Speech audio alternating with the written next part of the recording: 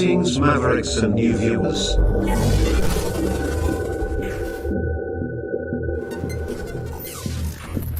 Tonight, direct and live from the Maverick News Network World Studios. This is Maverick News with Rick Walker.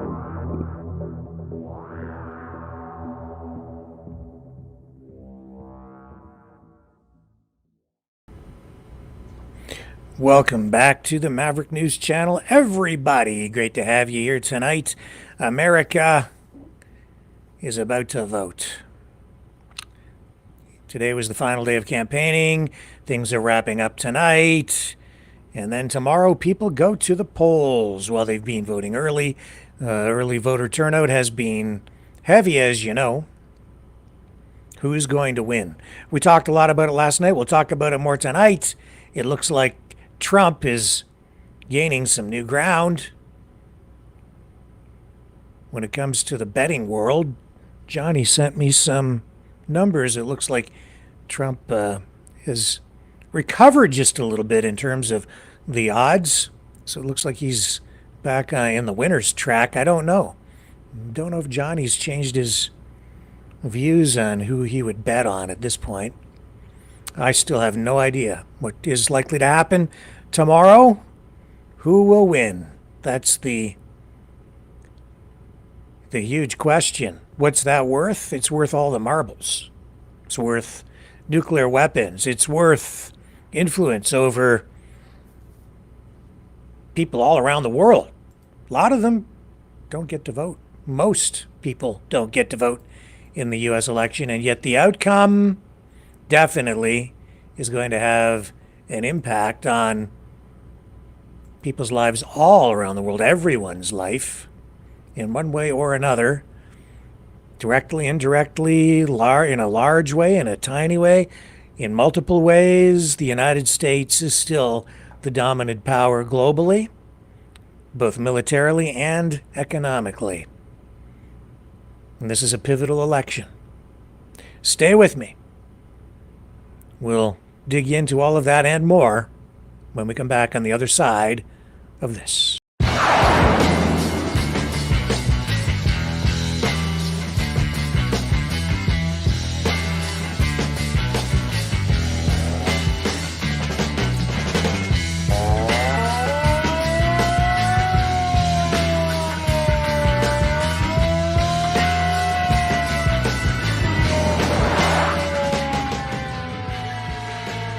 Maverick News.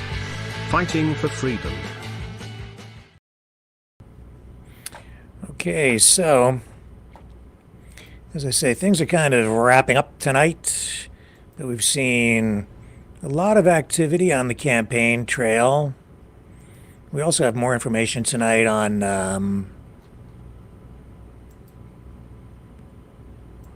that big melee, the big brawl over the weekend in Brampton, Ontario, involving Khalistanis or Khalistani supporters and Hindus.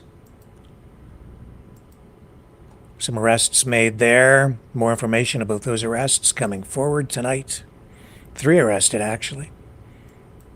So we'll get into some of that information for you, and even the leader of India weighing in on that. Now today, Donald Trump in Pennsylvania again campaigning, and that's because it's an important state. It's one of those swing states. He's been spending a lot of time there in this last week of campaigning. Back there again today. Let me see if I can bring up this clip. Here we go. Let's go to Donald Trump in Reading, Pennsylvania, where he was on stage earlier today.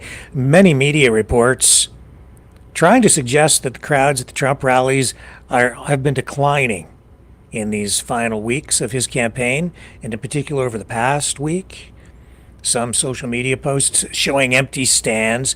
I saw a post on NBC News, I think it was NBC, where they're saying that the attendance at his rallies has been declining, but you can judge for yourself. Just I did see other posts where it looked like the seats were all filled, and that was certainly what it appeared. That's what it looked like to me when I saw shots of the crowd earlier today in Reading, Pennsylvania. But opinions vary, and how you count crowd size has always been an issue of debate among even journalists that I've worked elbow to elbow with, where you have one, just not even just in the political realm, but just when you look at what some other reporter has said about the same event you were at, and they have some completely different perspective and write something completely different, where one journalist says it was 200 people at this thing and somebody else says 2,000. Well, that's kind of what's coming into play here, and I think bias has a lot to do with it. But here's Trump in Reading today. Oh, bring them up. Okay, come on, let's. They all want me to bring them up. I don't know what he's talking about. There's a lot of love. Oh, he's trying to. Oh, there he is. Okay.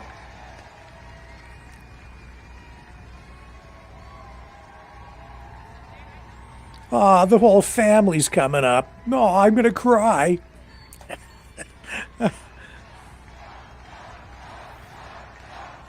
And notice the signs behind him, women for Trump. That's because he is doing his best to reach out to women in these final hours of the campaign.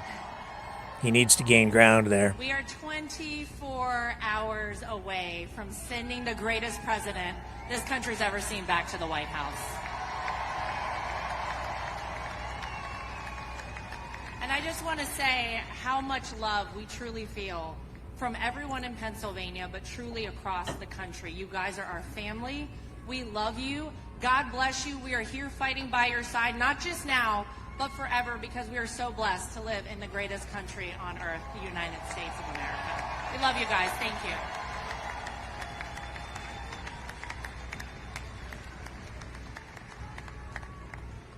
This man right here is the greatest warrior America has ever seen. And our family is so damn proud of him. We will fight on this stage for as long as we're here. We're always going to fight for the greatest country in the world, which is the United States of America. Let's go win this, Pennsylvania.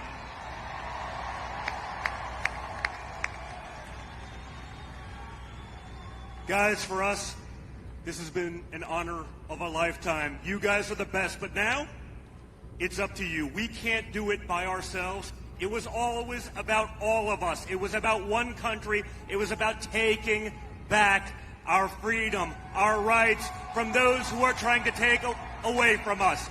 So tomorrow, bring your friends, stay in line. Let's vote, vote, vote.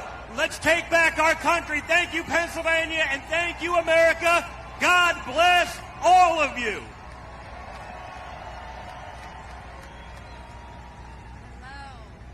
Love you, we support you, and my father's here fighting for you. He's never going to let you down. So please vote.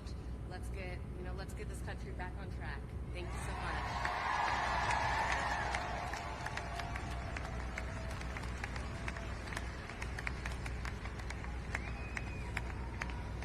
I shouldn't have done that. I got to follow that now. I'm not going to follow that. So, kids, go back to work. Let's make sure everybody shows up tomorrow to vote.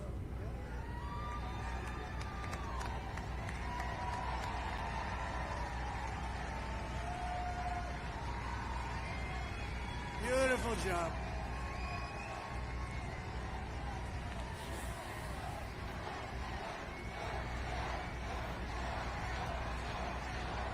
They're great.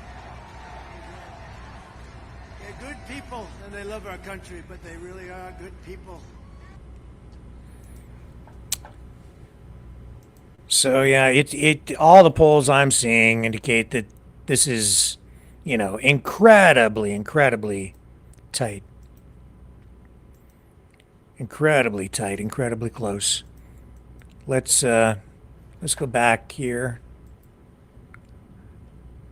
More with Trump in Reading, Pennsylvania today. Working patriots like you who built this country, and tomorrow, 4 years we've all waited for this. 4 years of rallies, good ones and bad ones, but we didn't have any bad ones, I don't think. We had no bad ones.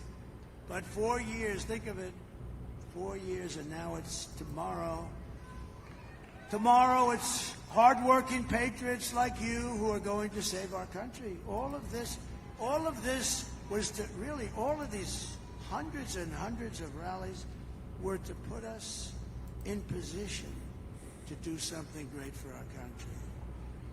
This is, in a way, the harder part. Honestly, beating all these people and fighting all of these people, going through the lies and the vicious statements about you and your family and everything.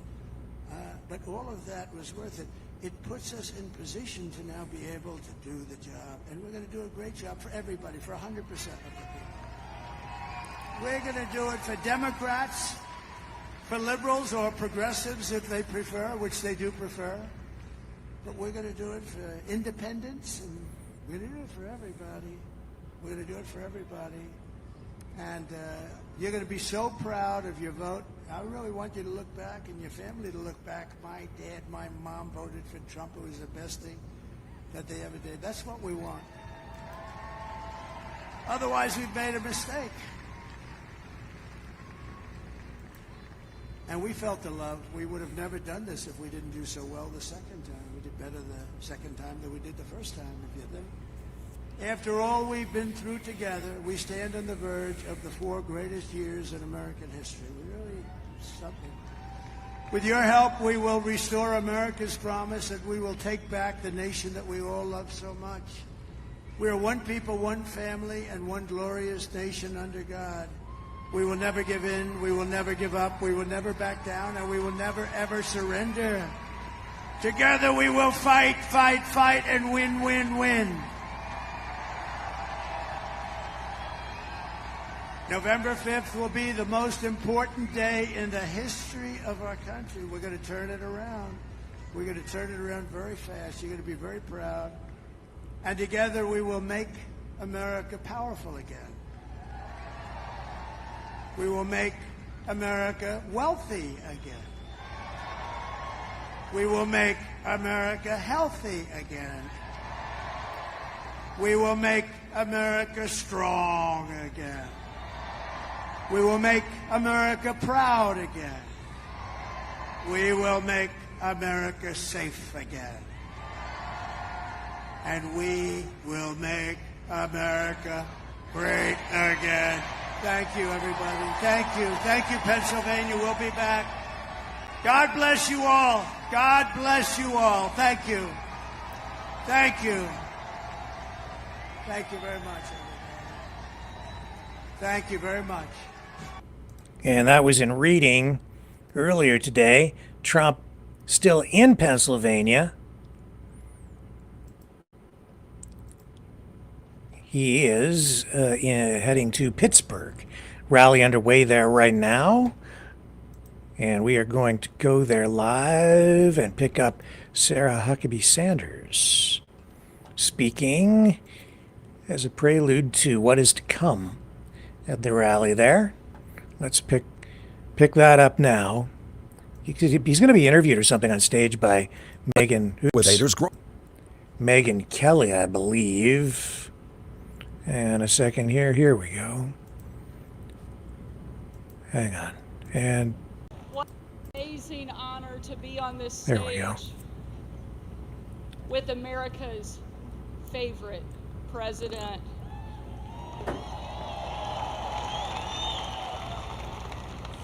You know, when President Trump asked me to be the White House press secretary, I was the very first mom to ever hold that job, and only the third woman.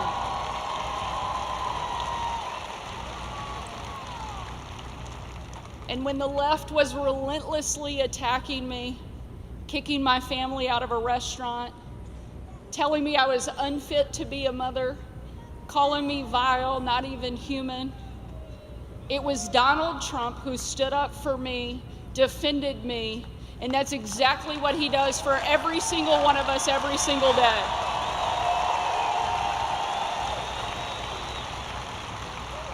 The left loves to talk about empowering women, but they can't even tell you what a woman is. But Donald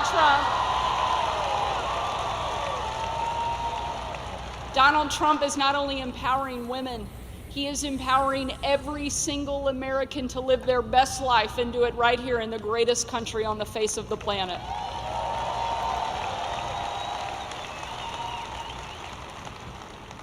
He cares about our country.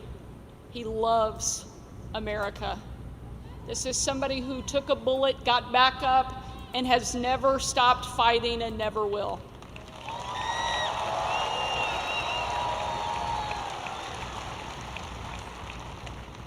I think God saved Donald Trump because he's not finished with him yet, and America needs him now more than ever.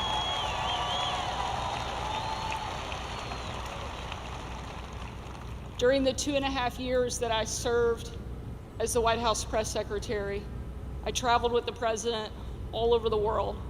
No trip more memorable than December 25th of 2018, when I had the chance to travel on Christmas night with the president on a trip unlike anything we'd ever done before.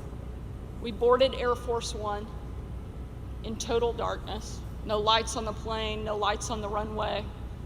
And 12.5 hours later, when we touched down in the war-torn part of Western Iraq, it was again a similar scene. No lights on the plane, no lights on the runway. The only light you could see was coming from about a mile away of where we had landed. You see, there was light coming from that location because hundreds of troops had packed into a small dining hall.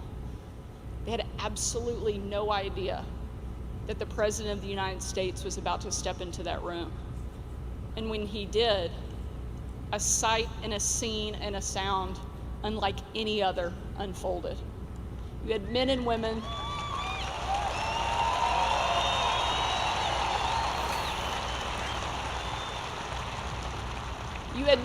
from every part of the country, every race, every religion, every political party, every demographic you can imagine represented in that room. But in that moment, in one perfect voice in total unity, they chanted over and over and over again, USA, USA, USA. It was an absolutely perfect picture of what makes America so incredible. You have people willing to put everything on the line so that we could live free in the greatest country the world has ever seen. And we have a president that understands it and is willing to fight to protect it. The reason America's the greatest country the world has ever known is because we're the freest country that the world has ever known. And we need a president who will stand up for that and make sure we have the ability to protect that freedom, preserve that freedom, and pass it on to the next generation. And that is exactly what Donald Trump will do every single day.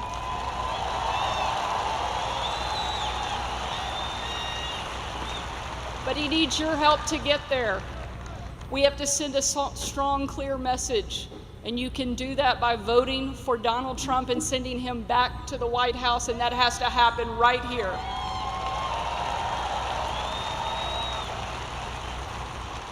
America needs Donald Trump in the White House, and no pressure, but we're counting on you to send him there. Thank you so much for being here tonight. God bless you, and God bless our great country. Thank you.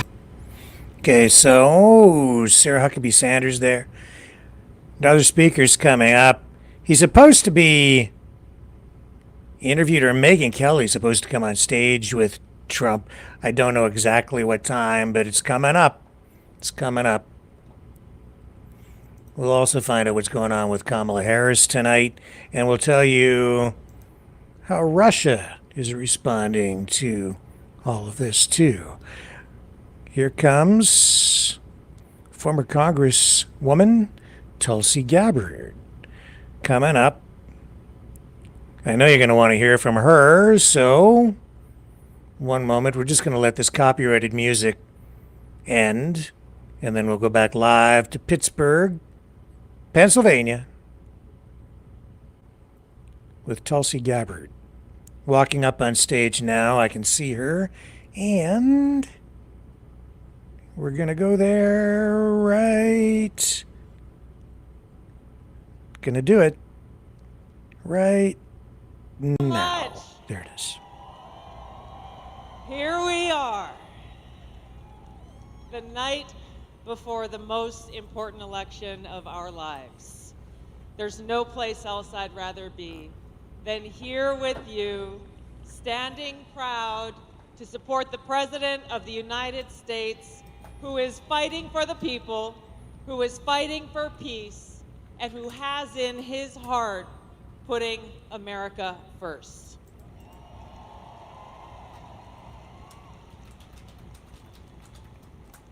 You know, the most important quality that I look for in any elected leader, but especially the President of the United States, is someone who wakes up every single day asking himself, what can I do for the American people?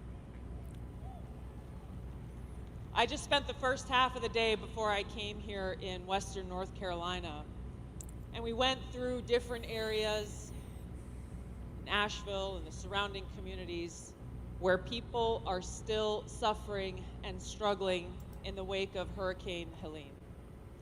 And I was moved almost to tears many times as people shared with me their stories of loss, the funerals that they are going to for their loved ones who were killed in that disaster. There was a firefighter that gave me this bracelet with tears in his eyes in memory of his battalion chief, Tony Garrison, whose end of watch was on September 27, 2024, because he went out to save someone's life and brought them back. He heard that there was someone else who needed help, went out, rescued them, and brought them back. They said, my parents are still out there, please go and help them. He went out to find them and never came back. On the bottom of this black bracelet, it says, greater love has no one than this, that a person will lay down his life for his friends.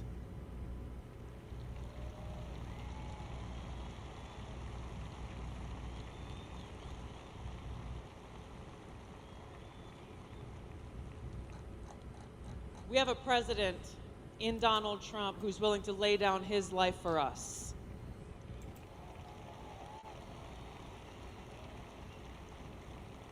It meant the world to the people in Western North Carolina that he showed up there for them. It meant the world to people in different parts of the country, like East Palestine, Ohio, when he showed up for them.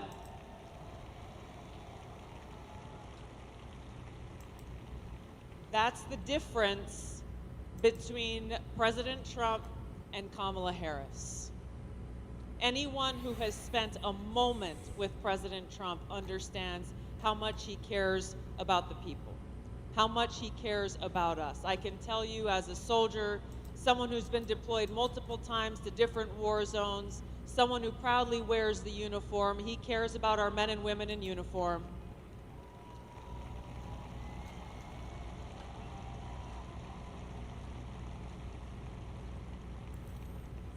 He is committed to ending wars, not starting them. He is committed to truly bringing about peace and having the courage and the strength to stand up against the warmongers in Washington. Our choice in this election and the victory we need to deliver for President Trump tomorrow is the choice between Kamala Harris and 4 more years of tyranny, poverty, and war, and more war, or in President Trump, someone who will stand up and defend our freedom and put us back on that path towards peace and prosperity. Let's deliver that victory for Donald Trump tomorrow. Send him back to the White House where we can all join him to make America great again. Thank you all so much for your love of our country. Thank you for defending freedom. Let's make it happen. Okay, again, copyrighted music, so we're going to dip out of that. And we'll stick with this for a moment. And we'll go to the next speaker in just a minute.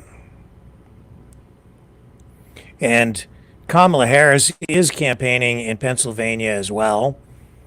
We'll pick up some of what she's going to be saying around 8 p.m.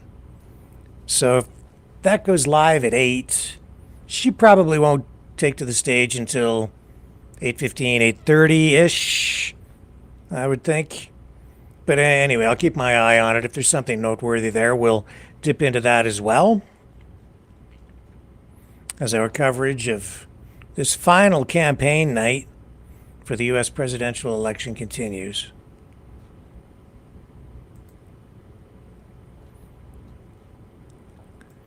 All this happening against a backdrop of concerns about election integrity, accusations of, well, Donald Trump coming right out and saying that the Democrats are working hard to rig the election.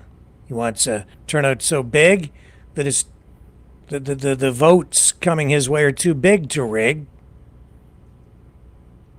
And I'm just waiting to see who comes up here on stage next. And when you go over and look at other media outlets like InfoWars, they're going hard on the whole voter fraud thing. Really, really going hard on that.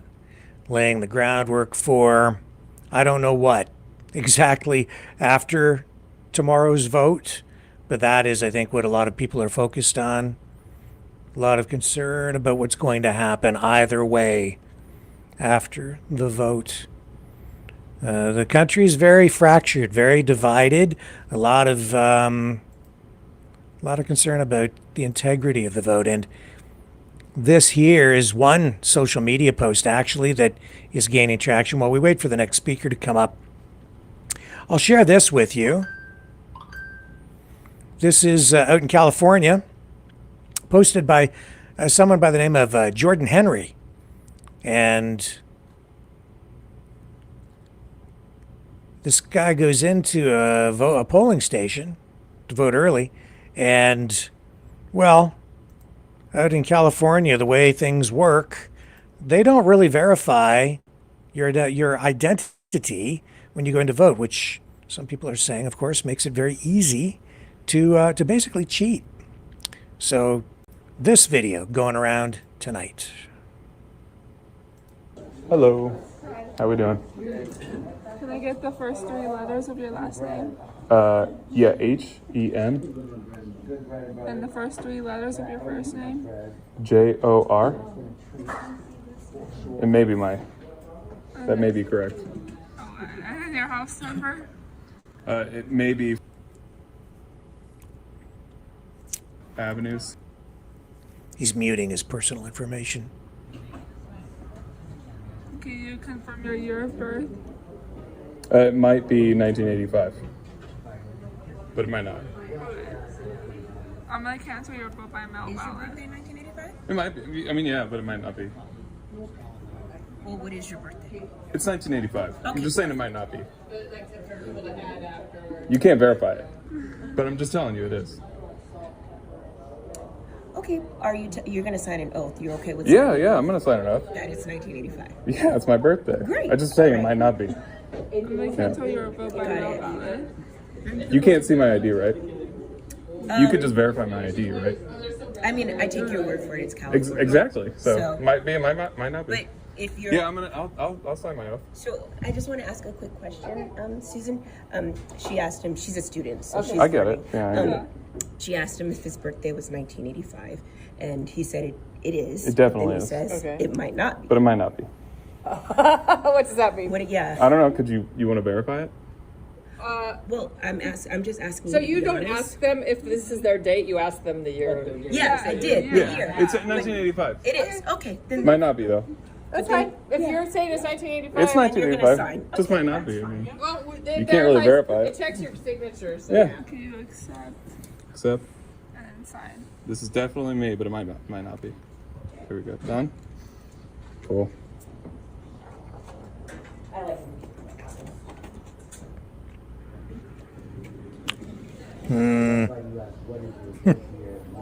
So do you guys verify the signature too that matches the voter ID? The county does? Does it have to match my signature? What happens if it doesn't match the signature? So they verify it just based on the signature? I think it's only in weird cases. With DMV? If you're already in there and registered twice. Okay. I think it's only in Got it. All right. Here's your ballot. Thank you so much. Cool. And you can't Any of take these? it- You can't take it Any home. of those. Oh, yeah, of course. Thank you. Appreciate it. Yes, thank you. So, he's playing a game, trying to make a point. Does he make a point? Sort of. It's like you can't ask for my ID, you can't verify my identity because it's California. He's saying that his name is this, it really is, but it might not be because you can't ask to verify, but they do ask him to sign an oath. I would think that would be illegal to sign the oath and lie. At that point, you would be lying, and I think that would be illegal. But the point made, right? He's made the point. How serious is that? Probably kind of serious, yeah. I agree that we need better. Well, I'm not in the United States. But yes, you should be verifying people's identity when they go to vote to make sure that everybody gets one vote. One person, one vote. Everybody treated the same. Yeah, point made. And a valid point, in my view, in my opinion. What do we have going on here? Oh, hey, look, somebody's in the audience and arriving. Uh-huh. Yep. We'll just let this music play out before we get to Trump's speech on stage. You know, it's almost like they choreograph these things together. So you'll have Trump speaking here now, and I bet you when he's done speaking, you know what we're going to get? Kamala Harris. So that they don't conflict in timing online or with broadcasts. I'm sure they must be thinking about that. They want to reach, especially the undecideds. So they don't overlap the speeches. They probably coordinate that. Does that mean it's rigged? No, I don't think so. I think that just means that they understand the importance of making sure that they don't speak over each other and the public has an equal opportunity to see both candidates. So, yeah, again, all this happening against, as I say, the backdrop of division. This country, the United States, more divided now than at any other time in my lifetime, maybe in the entire history of the United States, except maybe during the Civil War. And of course, you've heard people even on our program over the past 2 or 3 days, talking about the possibility of things getting to that level again. And I sure do hope not. Sure do hope not. All right, here comes Trump. This is fantastic. A very, very special hello to Pittsburgh.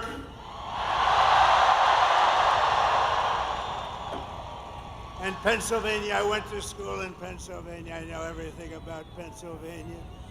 I love Pennsylvania. I'm thrilled to be back in this incredible, and it is incredible. Is it incredible? This incredible Commonwealth with thousands of proud, hardworking American patriots and hard hats.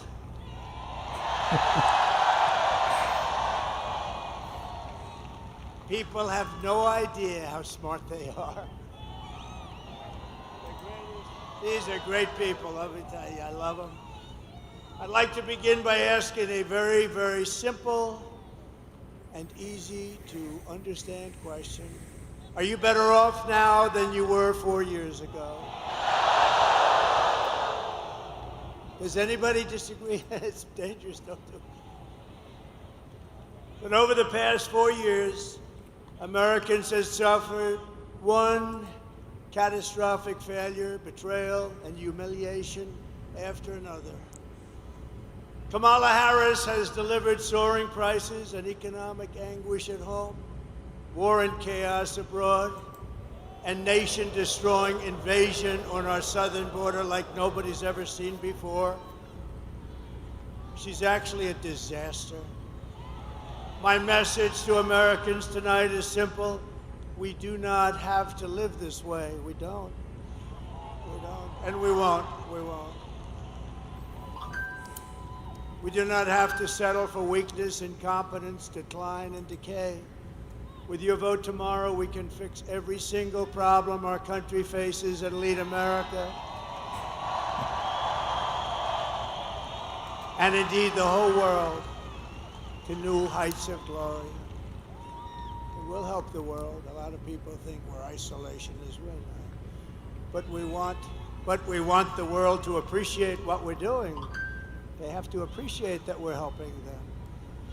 When we win election, only one day, oh, does that sound nice? One day from now. Oh. We've been waiting for 4 years for this. 4 years. Right? Look at all these senators. Look at all these senators and congressmen. We've been waiting 4 years. Oh, now it's what I've been saying. Only 1 year from now. Only 6 months from now. It's 6 months. 6 months. Even when I said only 10 days, it still sounded tomorrow.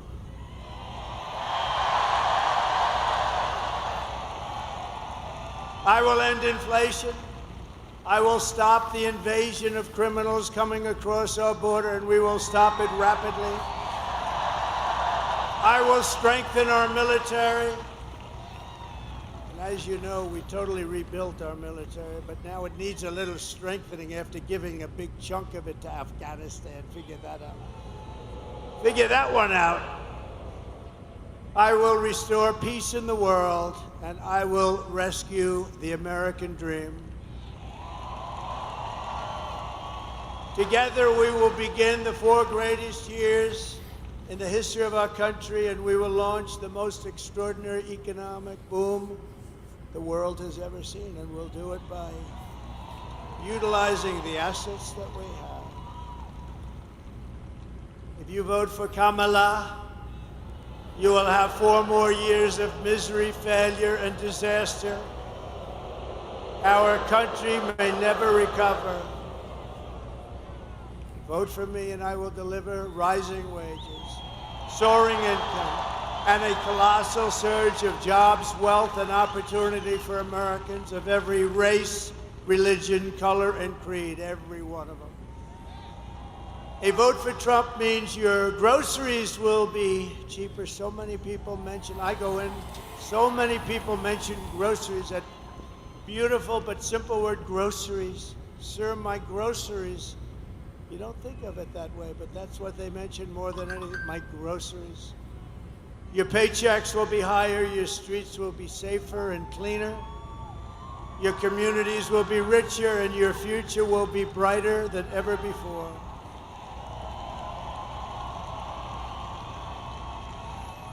This will be the golden age of America.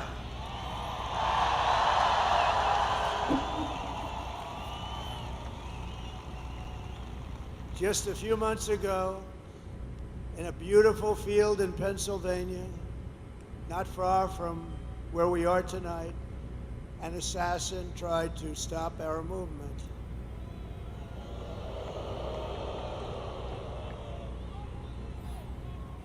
And this is the greatest political movement by far in the history of our country. Tried to stop it. But that brush with death did not stop us. It only made us more determined to finish the job. that we had only just started.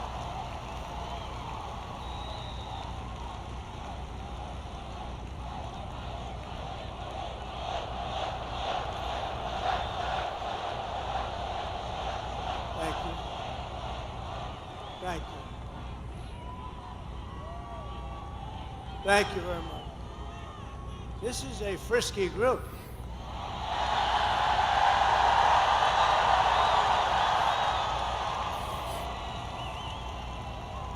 Many people say that God saved me in order to save America. Many, many people are saying that. And with your help, we will fulfill that extraordinary mission together. We're going to save our country. But many, many people have said that. To every citizen across this land, I am asking for the honor of your vote. I don't want your money. I don't want anything. I just want your vote. We are on the 5-yard line. I would actually say we're on the 1-yard line if you want to really know the thing. And some of the, oh, that's a lot of fake news back there. Look at that. You know, for a person that they hate, they sure do show up, right? Man. That's a big group of people.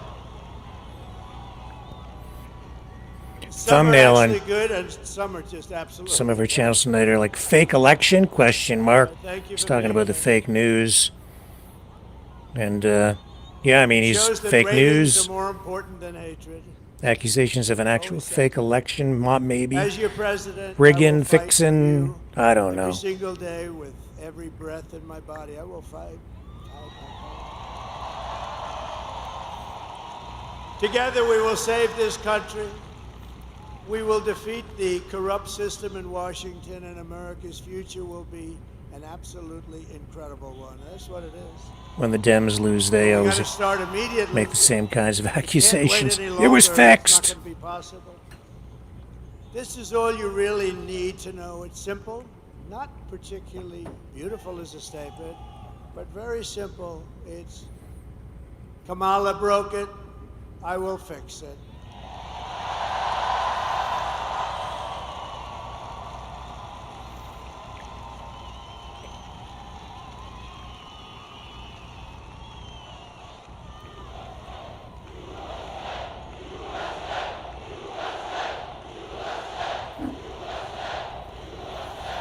Thank you.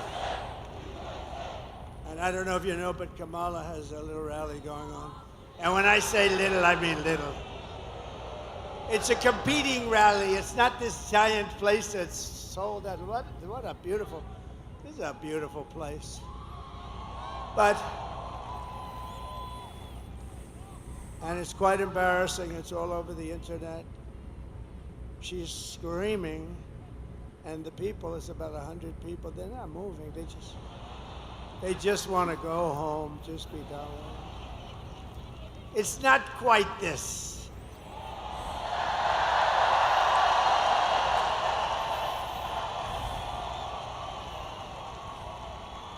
You see the front row? You have a lot of front row Joes. We have more front row Joes here than she's got at her big rally. This was the big one. No, it's a whole host. She tried to get stars to come in, and they wouldn't do it, actually. She'd go and get Beyonce. No. Beyonce would come in. Everyone's expecting a couple of songs. And there were no songs. There was no happiness. It's just like, give me my check. I want to get out of here.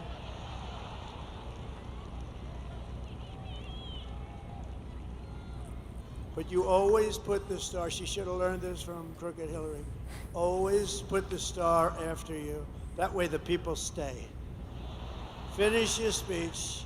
Let the star, and even if she doesn't sing, they booed like hell, but the press didn't play that. They booed both of them the hell out of the stadium. But you know what? Even though act was terrible. It's like by that time you're out of the building, like Elvis had left the building. Elvis has left the building. Now it's terrible.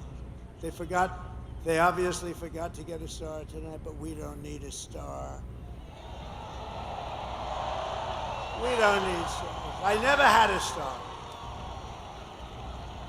No.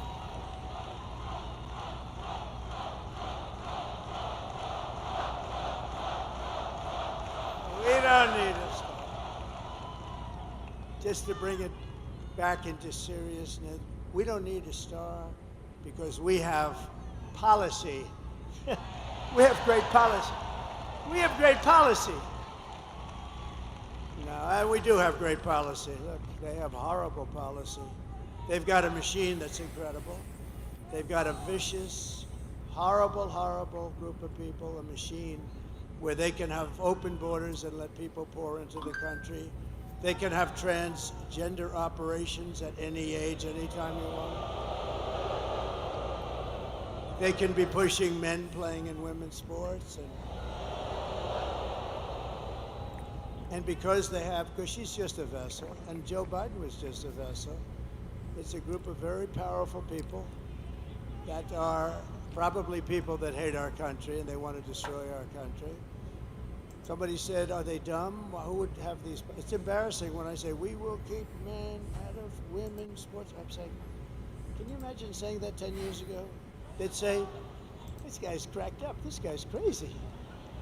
Who the hell's going to have men playing? Did you see the Olympic boxing where two people who transitioned, they transitioned from men to women and just a light jab.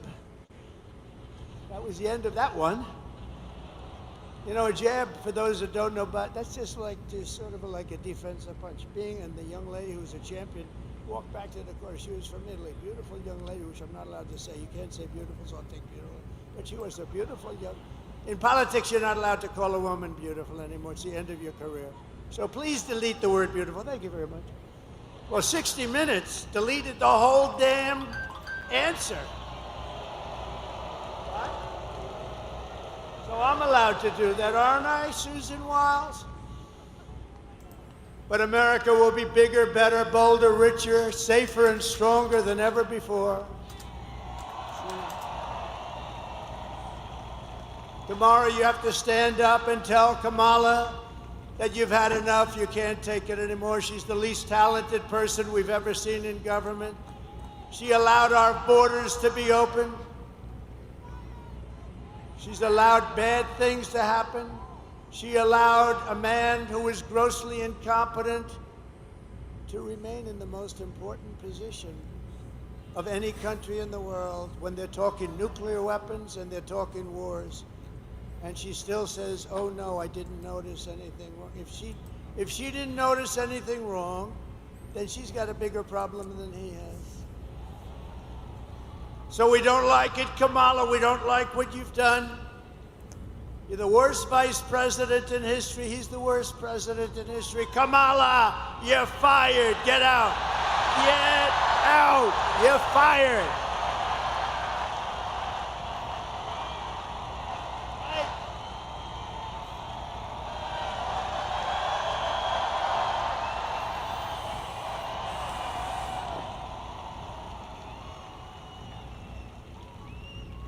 See, I consider all those guys back there with the big muscles, and it's not my thing, but I consider them really beautiful to me.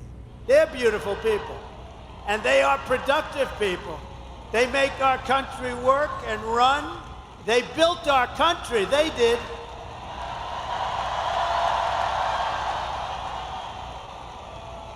And then you had stupid politicians that let them down.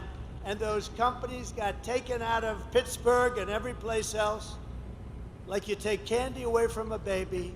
But now we have the exact opposite. If we win Pennsylvania, we will win the whole thing. It's very simple.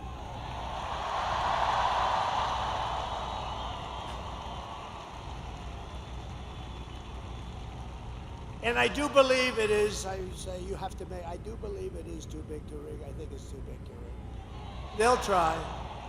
And they are trying, you know, though. It's too big to rig. This is a big movement. This is, You know, we did great in 2016. We did much better in 2020, but a lot of bad things happened. He turned out to be a brilliant candidate from his basement that nobody ever heard. No, this is that big, powerful, vicious part of them. No, it's a vicious machine. I mean, they can take all these bad ideas and win elections. It's like, there's only way you can do that. One way. There's only one way. But you know what it did teach us? In one way it was good because it taught us how bad a communist philosophy is, how bad a Marxist philosophy, how bad all of this stuff is. And we'll really be able to get our country back the way it should be. It's much easier because you're going to realize how bad it is. It's just what's happening when we go over the economy and the economic numbers over the last week. It's Herbert Hoover stuff, and I never wanted to be Herbert Hoover. Let me just tell you, the one president I didn't, and there was some that I wouldn't want to either, but in particular because I'm very good at business. I've always been good at business. They're starting to realize that. Those guys back, oh, they wanted me to be bad, so bad. But now they're saying, this guy's shit, man. He's been a lot. But listen, so, and if I'm not good enough, Elon Musk is good enough because he is working so hard.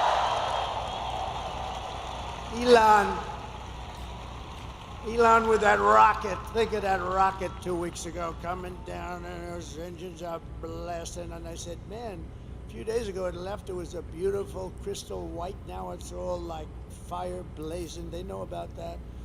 Like it went through a steel furnace, by the way, but that's what it did. 10,000 degrees coming down at like 20,000 miles an hour. So think of it, a car's going 90, you're going, this is like 20,000 miles coming down, 22-story building. Then it stops, starts flipping around, starts finding this crazy site in the middle of wherever it was. And I told this story, I hope I don't bore you with it, but I had this guy on the phone. I told it at another rally, and I don't want to bore. Did anybody hear this story?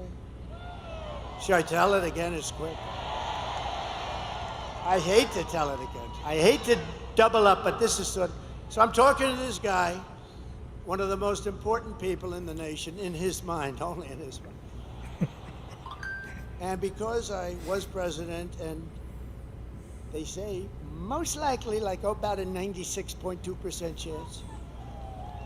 Well, we can't, look, we can't remember, if you remember 2016, I was given a 3% chance of winning. And then I won Florida and it went to, think of it. So she was at 97 and I was at 3. Then I won Florida, she went down to 92. Then I won Georgia, then I won North Carolina, then I won South Carolina, then I ran the whole East Coast. And then people started going crazy. Remember the woman with the glasses? That big head of hair? She was screaming. I said to my beautiful wife, why is she screaming? We're going to make America great. Why is she screaming? But she was not too happy. I wonder whatever happened to that woman. She became famous. They were going crazy. Then she had a 55% chance. Then it was a 49%. They weren't crazy. But that was something. So based on what I'm hearing, he's at right now 4%. She's at 4%. And so we never want to take anything for granted. But we're really doing well. If you vote, here's the story. We have the ball.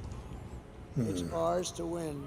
The only thing I ask is that you go out and vote. Are you guys having trouble hearing this? I can switch the feed.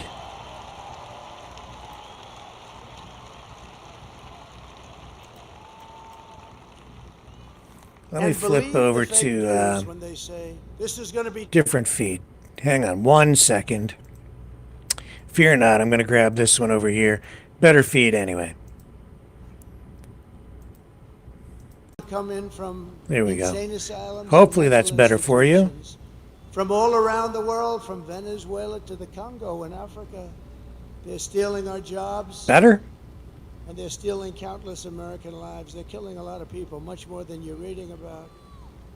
The day I take office, the migrant invasion ends and the restoration of our country begins.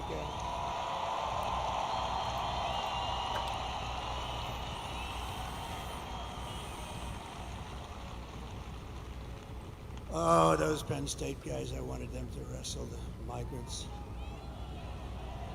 I told, the UFC, Dana White, they killed me on this. I told Dana, you to set up your League of Champions, unbelievable, best fighters in the world, and a migrant league. At the end, I want the migrant to go against the champion, and I think the migrant might actually win. That's how nasty some of these guys are. But I don't know. I doubt that. I tell you, I felt very comfortable with those big Penn State wrestlers. Think of that. They won. I mean, how good is this coach?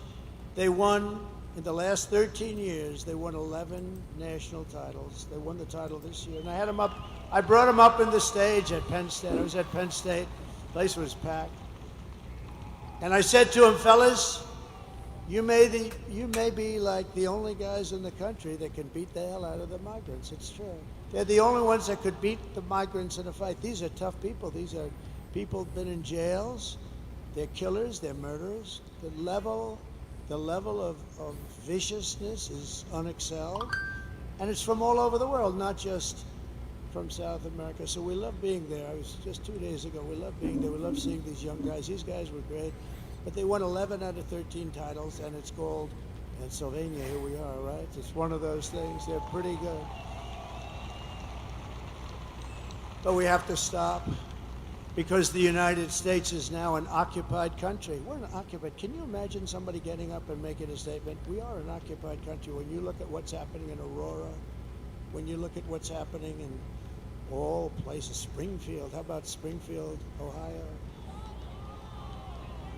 We're an occupied country, and those are just the places you hear about, but they're taking over large sections of the country. In Colorado, remember Colorado? They're the ones that started the movement, the governor, the weak, pathetic governor of Colorado. He's a radical leftist, and he's afraid of the people, the gangs from Venezuela. He's afraid of them. He's afraid to do anything. He's lost control of his state. But he was the one that wanted to have Trump taken off the ballot, even though I was leading all of the Democrats, all of the Republicans at the time. I was number one. And they went to the United States Supreme Court and got a 9-0 approval, but that Trump has the right to run for president. He wanted to be off the ballot. And the people in Colorado, and you know who is more angry than the Republicans? The Democrats, the regular, not the politician Democrats. And they showed me with polls where I was leading in a state that normally, well, of course, they have all mail-in voting, so, you can't count too much on that. But if God would come down from heaven, if God would come down and be the vote counter just for one night, he'd only take 1 second, because, God works faster. God works faster, Megan, than anybody else I can imagine. Right? So we only need God for 1 second. He'll do the job. He'll do the job and he'll be gone. You'd see we'd win a lot of these places. California sends out 38 million ballots. They send them out all over the place. They come back. Nobody knows what the hell is happening. Some people get 8 ballots, some people get 5, and some only get 2 or 3. And I went to California. We had a rally. We had 107,000 people show up. I said, there's no way I would lose. And I do well with Hispanics. A poll just came out. I'm at 56% with Hispanics compared to this woman who was at 36%. How about that?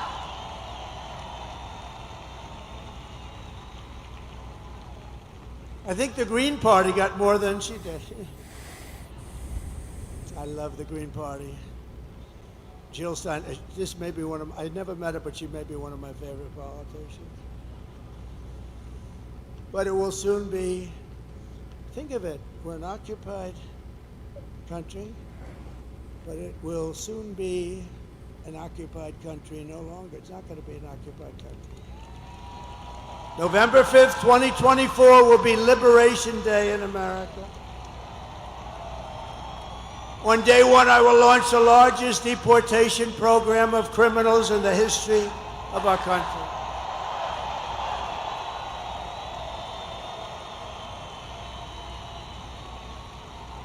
And I don't want to do that. I'm not looking to do that. I don't want to. I think it's terrible to do, but we have no choice. These are murderers.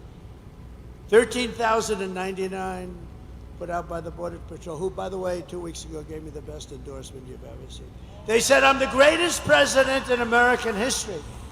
And I said, does that include George Washington and Abraham Lincoln? Yes, sir, it does. When they say that, they're all in, right? Better than Lincoln or Washington, who would have thought? I wonder what my parents say up there.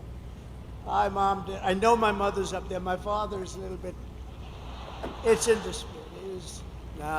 He would be up there. He was a strong guy, but he was a good guy. But I will rescue every city and town that has been invaded and conquered. Can you imagine? We're talking about, these are military invasions without the uniforms. That's all it is.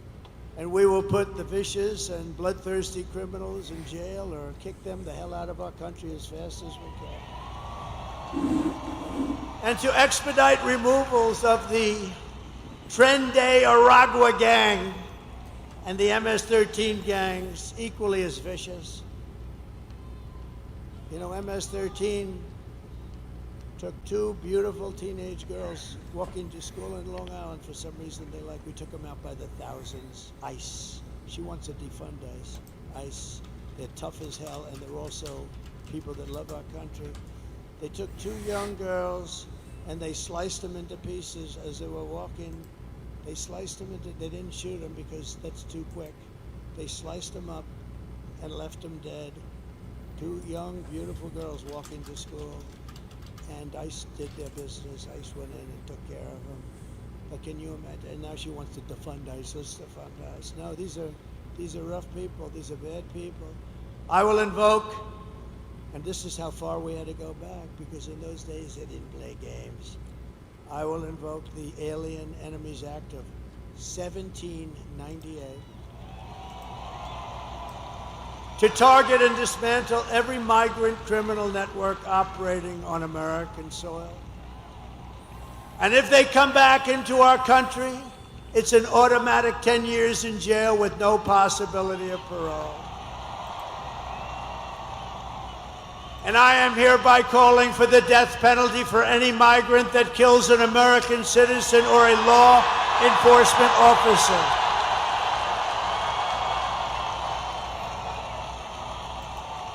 Right?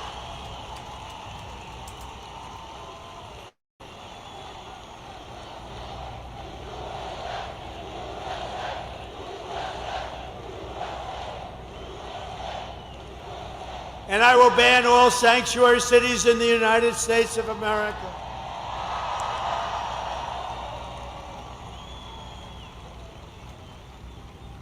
And I am going to immediately do something that nobody's ever heard before. And I've wanted to do it for a long time, but I don't want these guys to do it because they won't do it properly. We will immediately stop the drugs pouring across our border. We lose 300,000 people. You don't lose 90. They've been saying 90, 90, 90. We lose 300,000. Everybody in this room knows people that were devastated. Their children mostly, but the parents too, they die. Fentanyl, they put a piece, take a pin, put a little tiny piece of fentanyl at the top of that pin, and that can kill 5 people. Put a little bit more, it can kill the entire town. This is what we're dealing with. Everybody I know is losing sons, children to fentanyl. We lose not 100,000, we lose probably much more than 300,000. So essentially that's a war, right? That's a war. We don't lose that many soldiers if you're in wars. So we lose 300,000 people a year to drugs entering from Mexico. And if they don't stop the flooding into our country, Switching feeds. by not I think the audio might be better on that one. Doing the same thing with China. We're going to tariff the hell out of them.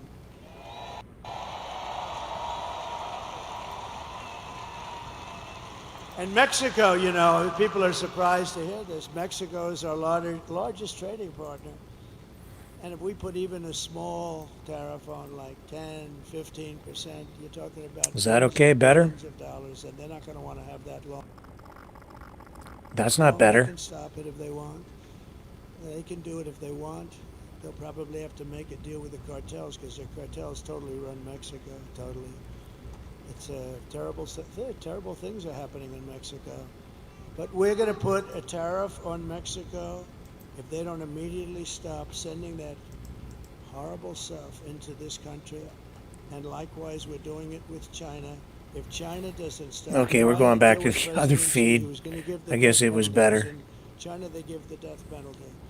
When I first met, and I had a great relationship until COVID. Here we go. I call it the China virus. I'd like Back to the other one. be more accurate. There you go.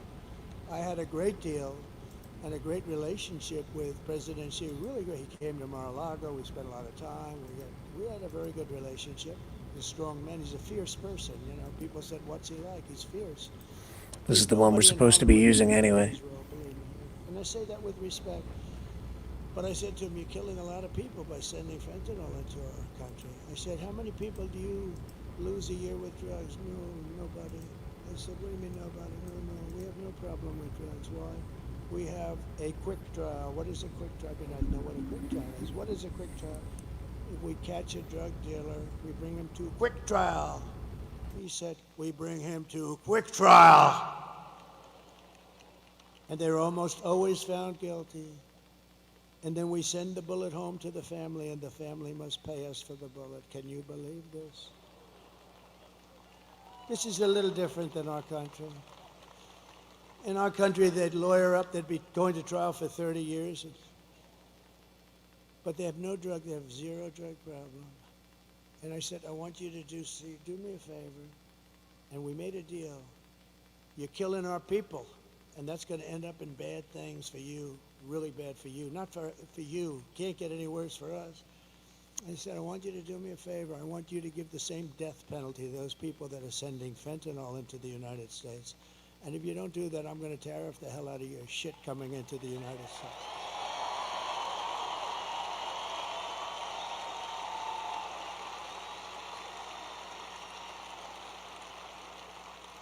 And guess what? He agreed to do it. We had an agreement, and then we had a very bad election, a horrible election. Think of the difference, how different our country would be. You wouldn't have had the fentanyl problem. You really wouldn't. You wouldn't have had inflation because they did that by screwing around with my energy. We had energy at $1.84. It was $1.87. It was corrected by the federal government. I was at $1.84. We had all of these things. You wouldn't have had October 7th in Israel. All those people would be alive today. The hostages, that most of whom are no longer living. Think of it. Russia would not have attacked. Ukraine wouldn't have happened. But Israel wouldn't have happened because Iran was broke. I said, "You can't buy any oil from Iran. Anybody that buys oil from Iran can't deal in the United States. We don't do business with you." China stopped it. I told that to President Xi. If you buy oil, they were the primary customer. If you buy 1 barrel of oil, 1 barrel from Iran, you're not doing any business with the United States. We'll go cold turkey, which some people like anyway. And you know what? They said, all right, they didn't. Nobody did. I said that to 45 different countries. They weren't selling anything. They were essentially broke. They wanted to make a deal so badly, and then we had that bad election, that horrible, disgusting, worst thing that ever happened to the country was that election. And I left, and they didn't follow up the deal that I made. And the fentanyl is now pouring into Mexico at numbers, and more people are dying, and it comes across this open border, and we're taking in more drugs, human smuggling, all women, setting records. Bring up my all-time favorite chart, if it's possible to find. Where is that all-time favorite?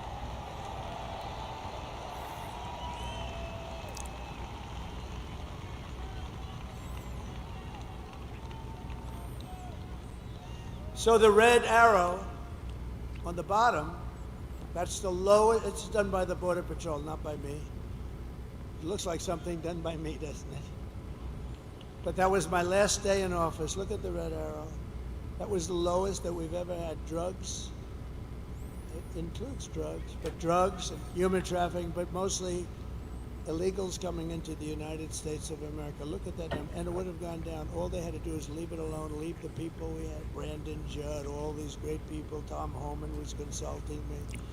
and all these great people, that's all they've done in their life, and we had it down to a science. The drugs were coming in at the slowest rate. But we had illegals almost stopped. By now they would have been literally stopped. And by the way, we want people to come into our country, but they have to come in legally. They have to come in legally. They have to show they can love our country. They have to show that they didn't murder 7 people along the way. But that's the lowest point, and I love that chart. Even if it was bad numbers, which is not, but even if it was horrible numbers, I would love that chart so much. That chart was right over there. It never was over there, and it was never over there because I always do this toward the end of a speech, not the beginning. And I looked over there at that chart, and I said, what the hell was that? Me, yeah. So that was pretty amazing. But, you know, I do want to tell you one quick story. So I'm in Detroit, and Mexico is getting rather rough with us in terms of trade.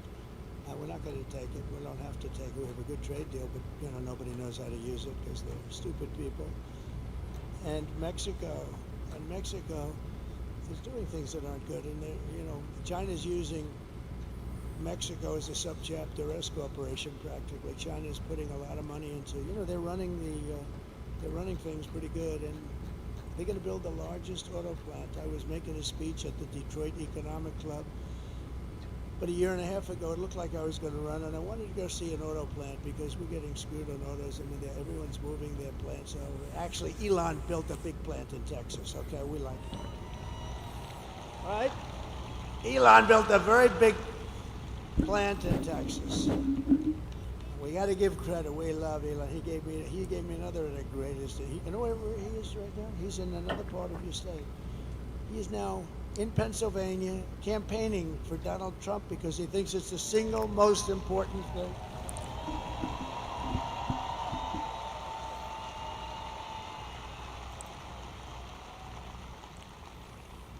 And you know, he said something to me that was interesting because nobody knows computers. That rocket I was telling you about, the way it laid down, he said it's all computers operating the engines. The engines are the easy part. He said the computers, it's tremendous computerization, the way it just shifted it over so beautifully. So hopefully that, but I just said adjust to my him, mic there a little what do bit. you think about it? Because he really is watching this whole voting process. That's a little bit better for folks. He said, you know, computers are the greatest. He looked at some that were just shipped in, some of these vote counting computers.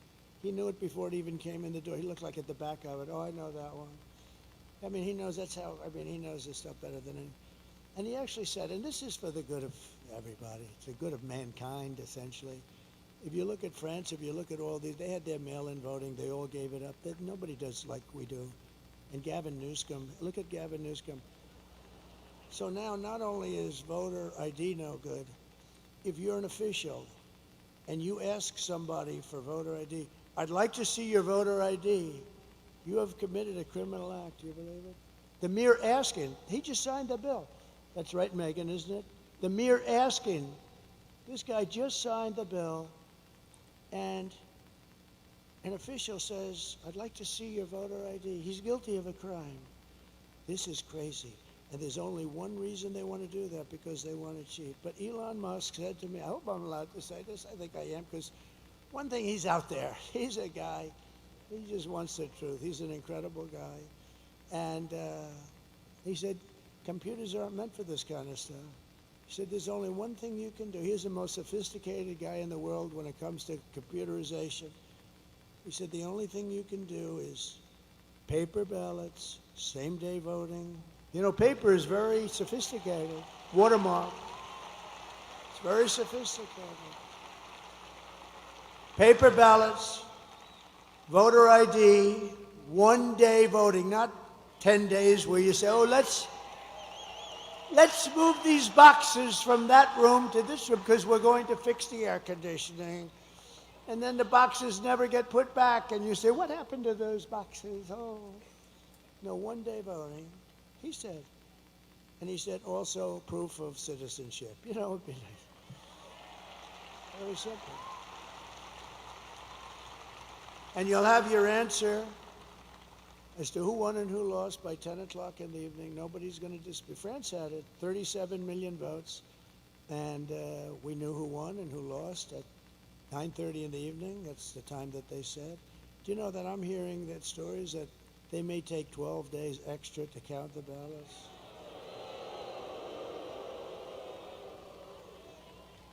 And bad things happen when you do that, although today we won a very good case in Georgia, where the judge ruled that no, they're not allowed to have unlimited extensions for the votes to come in. That's what I was. We have unlimited extensions. We just found 100,000 votes just poured in from the. No, we got to straighten out. It won't affect me after this. We have to do it. We have to win the old-fashioned way and then fix it. But we have to fix it. We can't allow this to happen. And remember, the states are essentially an agent, if I can use that term, but they're an agent of the federal government. The states are doing the collecting, so to speak. And they have to take their orders from the federal government. And how can you do this where they say it's going to take days long? You have all this equipment. The other thing is, if you go to a paper system, it'll cost you 8% of what all of this fancy machinery costs. But Elon said that there is no computer in the world that can't be broken into very easily by somebody that's computer smart. I have a son at home, Barron. I said, people love Barron. They love Barron. They love Barron. I say, Barron, you're always on your computer. I think you have to learn it at a young age, actually. Barron, you're always on your computer. You got to stop. You got to do other things. Yes, Dad. Yes, Dad. Sure. Sure, Dad. Don't be wise. Look, I'm going to turn this thing off. Okay, Dad. Try it. So I turn it off, Dad. I turn it off. It's locked. It's done. I have a number on it. He calls me 45. Come here, Dad. Take a look. No, these kids are genius, I'm telling you. He's a wise guy, smart one. And do I have good kids? I have to just... Are my kids here? Where are my kids? They're around here. Get them out here. I think I want to bring them up. 4 years.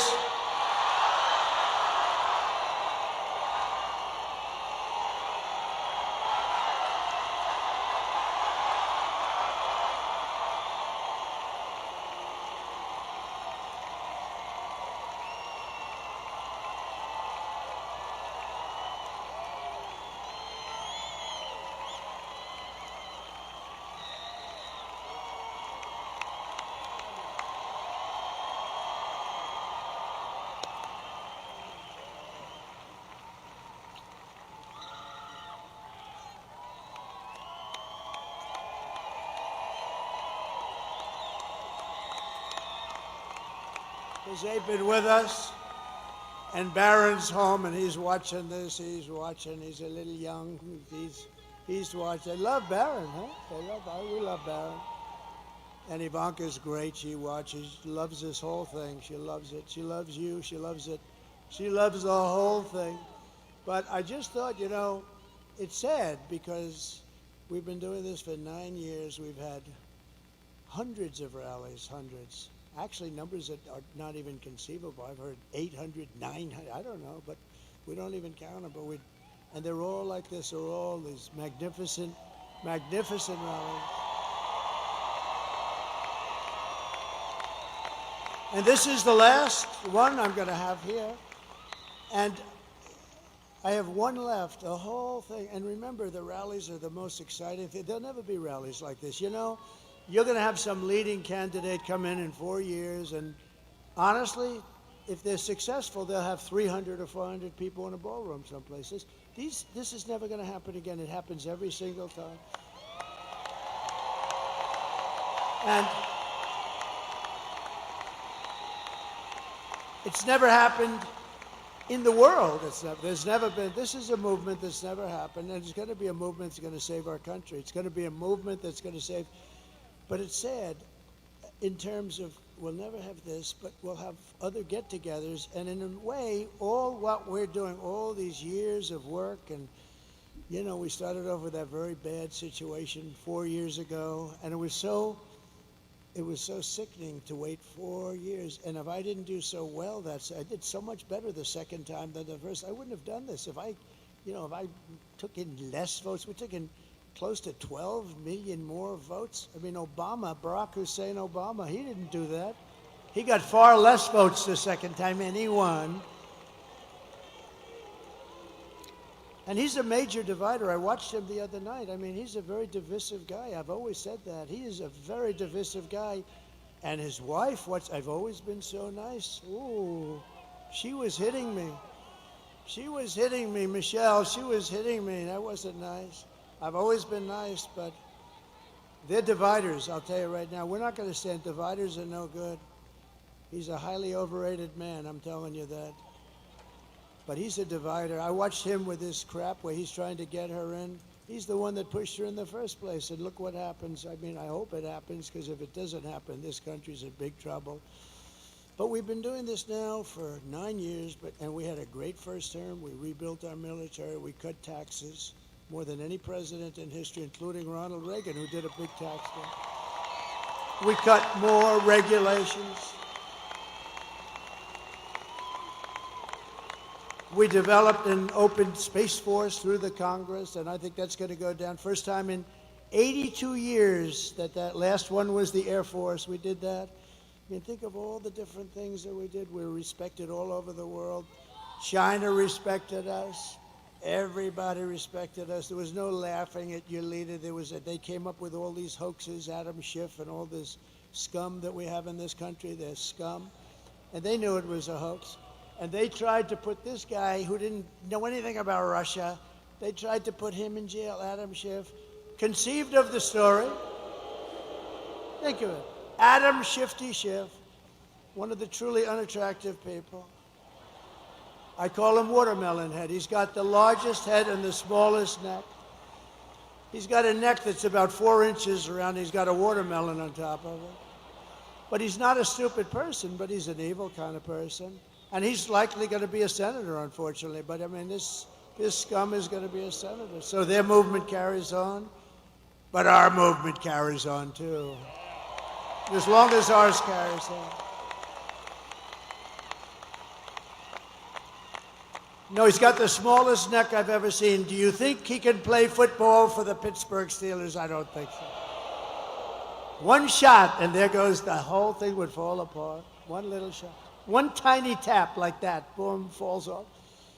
No, but bad. But think of how bad this is. I don't want to put him on the spot, but this kid went through hell on a story that they knew was made up, Russia hoax. And I saw Schiff come out of an intelligence meeting or something. He's not supposed to even do this, but he goes out into this press, and he says, Donald Trump Jr. will go to jail for what he's done with Russia. Right? And I said, whoa. I said, what's this all about? So I called him up. I said, Don, what's going on? I said, Dad, I don't know anything about Russia. He didn't do anything. He went before grand juries. He went before what they did to this guy was, and you know what? I think he became tougher because of it. Maybe too tough. I think he's too tough, Sarah. I don't like it. He's too tough. They've made my son too tough, Mike. But he's a great guy, and he's a good person, and they put him through hell. But think of it. What person, and Hillary was in there, they spied on my campaign. It's now proven. Spied on my campaign. The Russia thing with Mueller, you saw Mueller's performance in Congress, right? He didn't know anything. We were totally exonerated. But for 2 years, this guy went through hell. He went through hell. He had nothing to do with Russia. He didn't know anything about it. They went through millions of phone calls. They didn't find one phone call to Russia. It was a hoax. But think about how bad you have to be. We're going to put the son of the President of the United States in prison for what he's done with Russia. And he knows it was a hoax because he conceived of the hoax along with Crooked Hillary and the rest of them. And Obama, in my opinion. No, but think of it. He conceived of a hoax, and he wants my son to go to prison. That is human scum, I'm sorry. And he'll probably go on to be a senator. And that's okay, because we have blocked them. Everything we've done, we've won against, but they are bad people. You know, if they put that genius toward making our country great, boy, would we have fun. We would have fun together. But I don't know if they're capable of doing that. It'd be great if we could bring everybody together. The time we came together is just previous to COVID. We had the most successful country ever in history. We were doubling up in China. They were paying us billions of dollars. No other president took in anything. And you know what was happening? Everybody had jobs. African American, Asian American, everybody. Asian, the Hispanics. Look at me with Hispanics. Hispanics, they remember that period 4 years, 5 years ago. But everybody was successful. Men, women, people that went to MIT, Harvard, and Wharton, and people that didn't have a degree. Everybody was doing better than they've ever done before. People that never graduated from high school. And I'll tell you what was happening is I was getting calls from people that I would say are the radical left, but people that were definitely very far left, and people wanted to start meeting. There was a whole thing. This country was coming together, and then we got hit with something that nobody knew what the hell it was, although I did say it was from the Wuhan lab. I was right about that. And bad things happened, and we actually did a great job. Never got the credit for that. We got the credit for what we did with the economy, for what we did. We rebuilt the entire U.S. military, and we knocked the hell out of ISIS. It took them. They were fighting ISIS for 18 years. It took me 4 weeks to get rid of them, right? 4 weeks. So, 4 weeks to get rid of them. But I will tell you, and I just say this because so many people say, is there any way to unify the country? And I used to sort of say, no, look, we want to have walls, we want to have borders, and they don't. I think it has to just be explained. I think that's an easy one. They want the men and women sports things. You know, I've been a politician for now, I can't believe I say that, but 9 years. I've had a lot of people come up and say, well, what about taxes? What about this? Nobody's ever said, sir, it's really important to allow men to play in women's sports. I've never had anybody say it.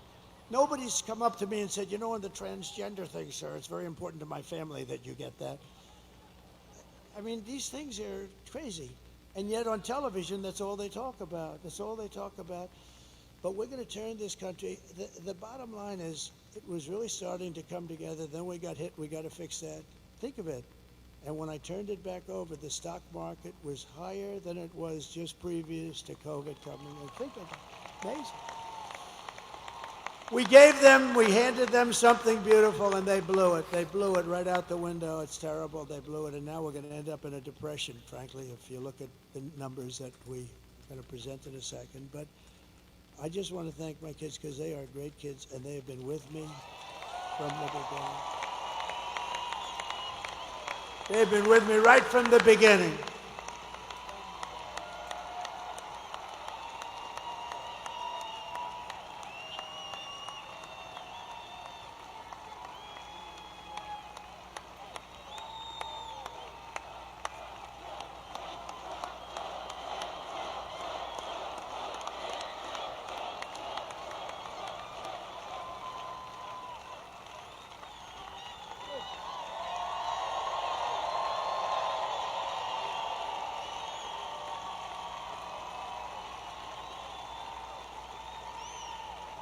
And I thought I should do that because we go to Michigan tonight, and we do one final. We'll do 4 tonight, but we go to Michigan, and I really thought I should recognize my children. So this is the second to last one. That's sad, because we've been together. I mean, look at these people, the front row Joes, the North Carolina women, the whole thing. We have people that have come to hundreds of the rallies, and we all love it. And, you know, they all love the country. Everyone they don't come to our rallies if they don't love the country, just because they wouldn't do it. But but here's the only thing in closing. We have done these rallies, and they were only done for one purpose, to put us in a position that we can be put in tomorrow to fix our country, because the rallies, otherwise it's just nice entertainment. So all of these rallies that we've had for years now, they're done to put us, and you know, after that last horrible situation, and so many bad things happened, China was immediately allowed to go buy oil, and Iran has hundreds of billions of dollars now. They had nothing. They were broke, and so many other things happened, and it's really sad. But we were put in a position with these rallies where I can't tell you yet, but I mean, we're certainly on the 2 or 3 yard line, and the only way we can blow it is if you blow it. I've given you the ball. I mean, you got to go and vote. You got to vote. And if they vote, Susie, right? If they vote, it's over. And they know it. They know it. They know it. They've already pulled out of a couple of states, you know, states like, the word is they pulled out of North Carolina. They cut all their ads. They're using the money someplace else. I even heard they ran out of money. They don't have any money with all the money they raise. And they get a lot of it from unions and this and that. Even though some of the guys were telling me, the steelworkers, they say the steelworkers are with you, just the top guys aren't. Because you know what? I don't even blame them. It's a habit. So many years, 50, 60, 70 years, they support the Democrats like a habit. But they're going to do a lot better with me. I wanted to tell you one quick story because it has to do with these people, because I want to save their jobs, whether it's auto workers or steel workers. So China,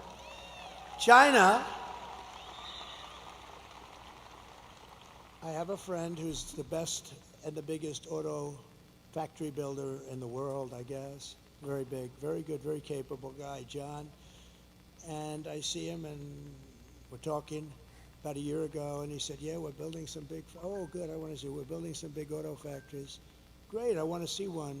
When can we go? I want to take a look, because, you know, I'm thinking about running pretty hard, and that's a big thing. We got to save Michigan, we got to save Detroit. Detroit's got big problems, but just generally the car industry, right? It's a big industry, one up at the top. So I want to see one of the factories. Okay, good, we're going to go down to Mexico. I said, I don't want to go to Mexico. I want to look at it. No, we don't build the big ones over here. What do you do? He said, it's just, we don't. It just doesn't work that way. So he said, as an example, we're building a really big one in Mexico right near the border. I said, who's the owner, the principal? He said, China. So China's building a massive auto, massive. He said, it'll produce probably more cars than the state of Michigan produces, when you think, you know, because they have smaller plants, they're all over the place. Some of them are very old. I said, that's bad. That's going to kill Michigan. It's going to kill Detroit. It's going to hurt South Carolina, Tennessee, and various other places that are involved. That's really bad. This is a big, yeah, they're going to build more. And I thought about it, and about 2 months ago, I let it be known that I'm going to put tariffs on all the cars that they're going to be selling us into the United States.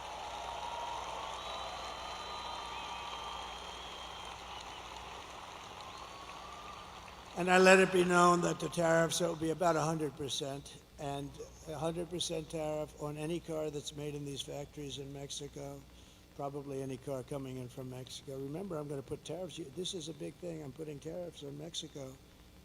If they don't straighten out this drug, it's their problem. They're coming through Mexico, and Mexico's accepting this fentanyl, and I'm putting tariffs on Mexico.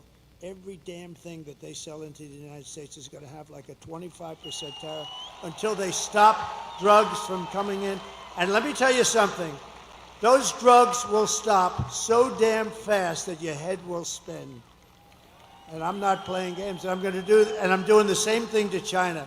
If they want to sell Mexico fentanyl at levels that it's going crazy right now what they're doing. You know, at least we fought it like hell, and we did relatively successful. You can never, I mean, they put it in hubcaps of cars. It's tough. It's all over the place.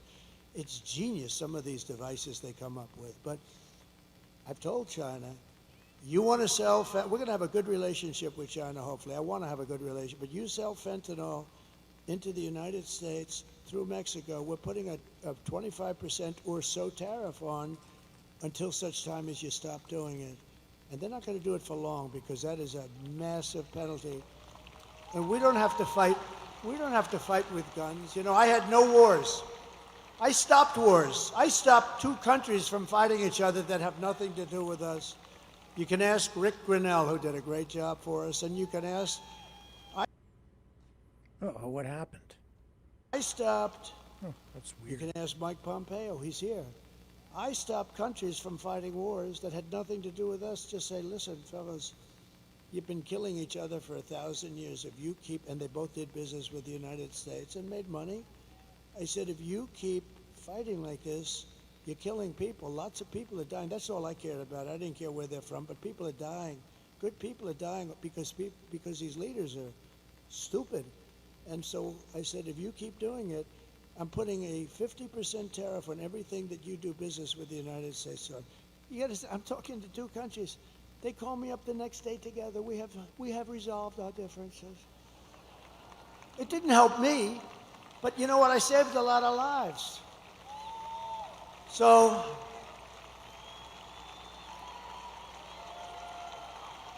getting back to the auto plant, because, you know, I may be the greatest weaver of all time. But what happens, only brilliant people can do that. Stupid people can't do it because they get lost. Where am I? So the stories are very boring. They have to go right down like this, right down to the bottom. They can't weave it all, but I can weave and tell you all these stories. And they're all related, and in some cases not too much, 10%, but 10% is enough. So getting back to where we started. So I see John. I'm at the Detroit Economic Club last week. Had a great people. And I see John sitting in the audience right where that big, strong guy is with the label in his jacket, right there. You with a hat on. Big, powerful guy. He's much more powerful physically than John, I can guarantee you that. But I see John sitting right there, and I'm making a speech. I want to see John. I want to get this speech over with. I want to find out what the hell's happening with that plant. But I had told everybody that if they build that plant, I'm putting a 100% tariff on every car that stupid plant makes, because they're looking to hurt our country. And I did that and then sort of forgot about it. But now I see John. I say, do me a favor, that guy sitting over there, please bring him backstage after I'm finished speaking. They bring him backstage. I say, hi, John, how's that plant going where China's going to spend all that money to build a big plant that's going to hurt the United States and kill its auto industry? He said, sir, I was notified last week that they've given up the plant. They're not going to build it. They think you're going to win. And if you win, they think it's going to be a very bad experience for them. They're going to lose their show. And that's what happened. And I stopped it. And those guys back there, I took some pictures with a few of them, and they were hugging and kissing me. I said, get off me. Look at the size of those arms over there. They never kissed a man in their life. But you know why?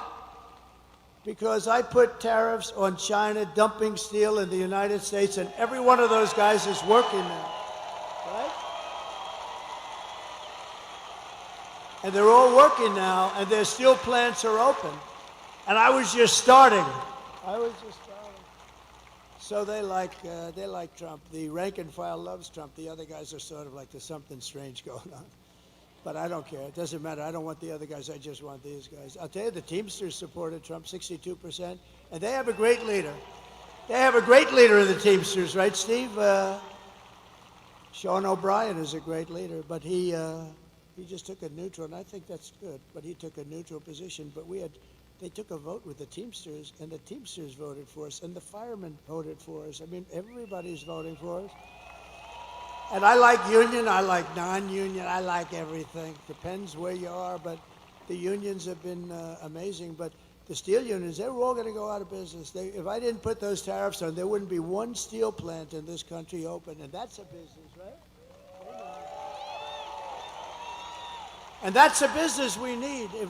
Look, I'm going to keep us out of World War III. We're not going to have World War III. But if we ever had, steel is a business you have to have. If we ever had a war, you need steel. War with China. Oh, do you think they'll keep selling us steel? I don't think so. We need more steel from China as we attack China. These people are crazy. So that's one of the reasons I like those guys. And it was a 50% tariff, and I would have lifted it higher, but they practically stopped. And all these steel mills are open today because of what I did. There wouldn't be a steel mill in the country. And these guys didn't have the guts. They would have never had the guts to do it. So 4 years of Kamala have delivered nothing but economic hell for the American workers and the auto workers, all workers. Her inflation disaster has made life unaffordable and cost families over $30,000 in higher prices. We've got to get the prices down, and we will.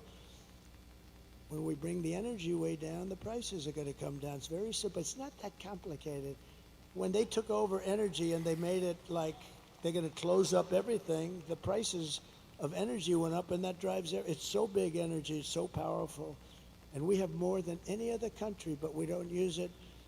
Just days ago, we had the worst jobs report in modern history with only 12,000 jobs that were created. We used to hearing 250,000 jobs. It wasn't as good as we anticipated.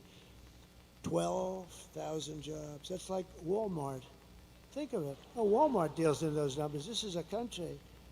But listen to these numbers. 30,000 private sector jobs were killed in a single month.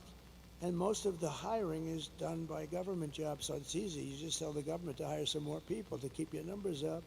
But they're not the jobs you want. You want the jobs like the people standing behind me.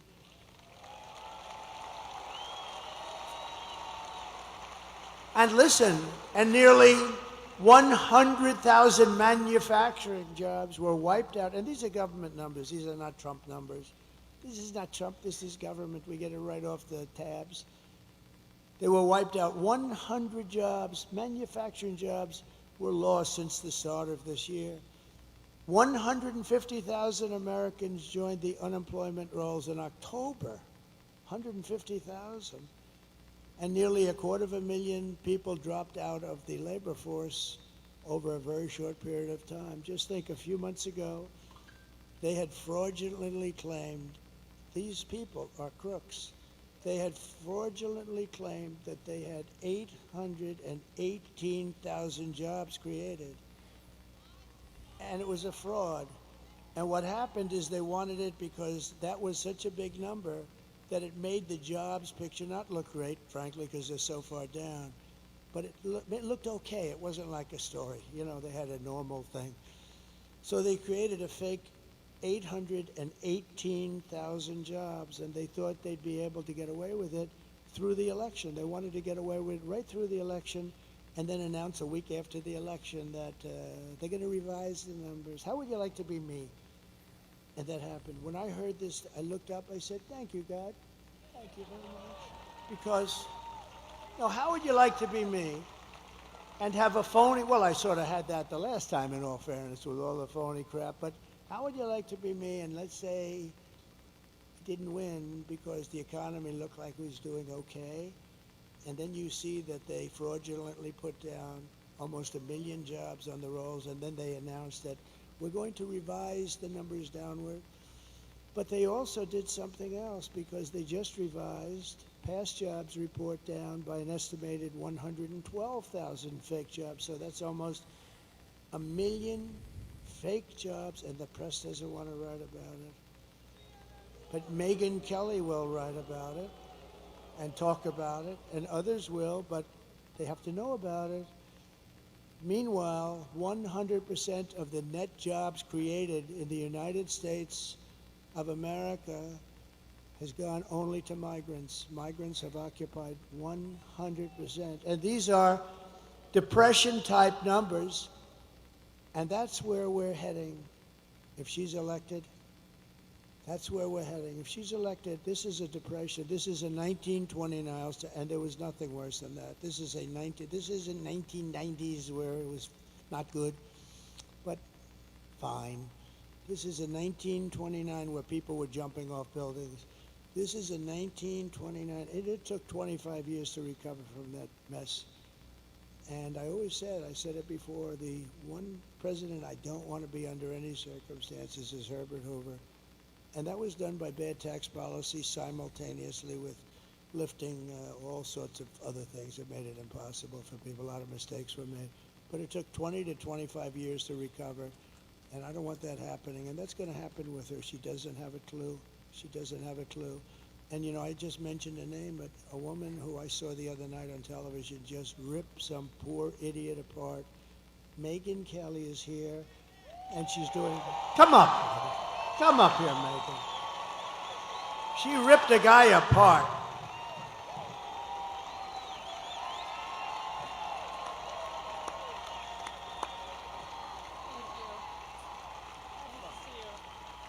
Hi, everybody. Hey, it's great to see you. Can you believe this guy? Can you believe the energy and the stamina on this guy at his age? I'm ready to go to sleep over there. He's got another rally to go to till tonight. Let me tell you, first of all, one of the reasons why I wanted to come here, one of the many reasons I wanted to come here. When I launched my show 4 years ago, we had Mark Cuban on the program. You know, yeah. May seem he was in the news this week. And he started going on about how bad America's race history was and how ashamed he was of America, and that's why he was at all these protests, and he felt it was really important to stand up and speak out about human rights violations. And then it got awkward when I asked him about all the money he was taking from China. And then he dropped a bunch of F-bombs, and I thought, I really enjoy this feeling of proving Mark Cuban wrong. And so here I am at a Trump rally, a strong, intelligent woman to prove Mark Cuban wrong again.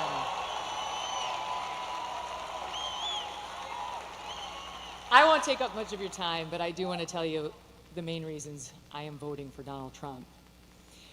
Number one, immigration. He mentioned it. And people like Laken Riley. I'll be thinking about her tomorrow all day. 22 years old, killed in Georgia, a young nursing student by an illegal. I'll be thinking about Jocelyn Nungare, 12 years old, in Texas, murdered by 2 Venezuelan illegals. President Trump closed the border. Kamala Harris opened it by choice. It wasn't accidental. She said it would be humane. That's what she and her boss believed. Tell it to Laken Riley's family. There was nothing humane about it. He closed it. They opened it. It was an intentional choice, and there's no reason not to believe they won't do it again. The boys should not be in the girls' sports. The boys should not be in the girls' bathrooms. The boys should not be in the girls' locker rooms. Peyton McNabb, North Carolina sophomore in high school, slammed so hard in the face by a volleyball hit at her by a boy pretending to be a girl, she suffered traumatic brain injury and permanent paralysis.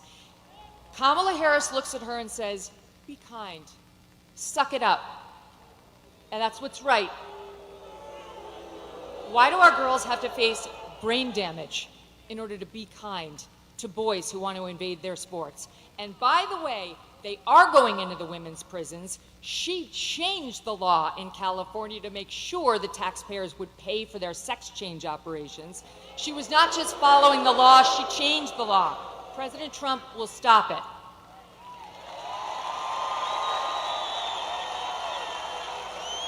He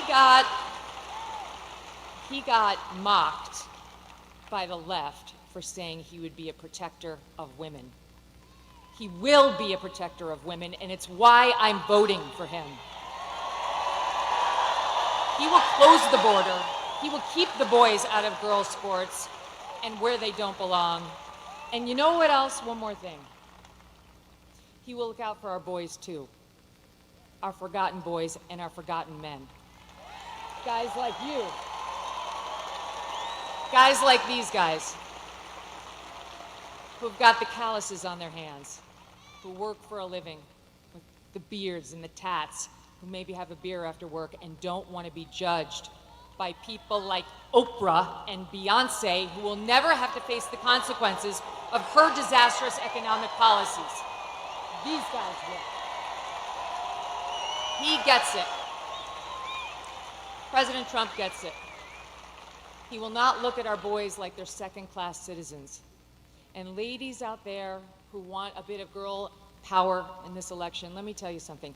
How can you win when the sons and the husbands and the brothers and the dads you love are losing? It's not a win. We care, young women and older, about the lives of our children, the safety of our children.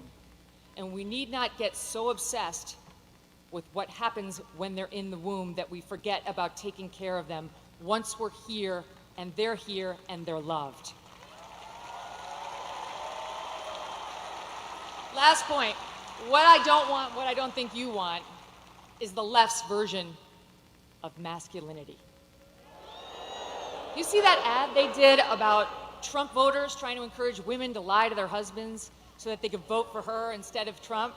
That's their version of what marriage looks like. An overbearing husband who bullies his wife into saying she voted one way as opposed to an honest, open relationship. Oh, wait, I'm talking about Kamala and Doug. Okay, sorry. Where was that story in the news? Where was that story? I don't remember a single media person, not one, who sat with him, asked him about the abuse allegations against him by a successful professional attorney who has great details, who has receipts, who has witnesses. No one even asked about it. I'm not into their version of toxic masculinity or new masculinity. I prefer the old version. Them, all of you, and I prefer a president who understands how to be strong and how to fight. I hope all of you do what I did last week. Vote Trump and get 10 friends to vote Trump too.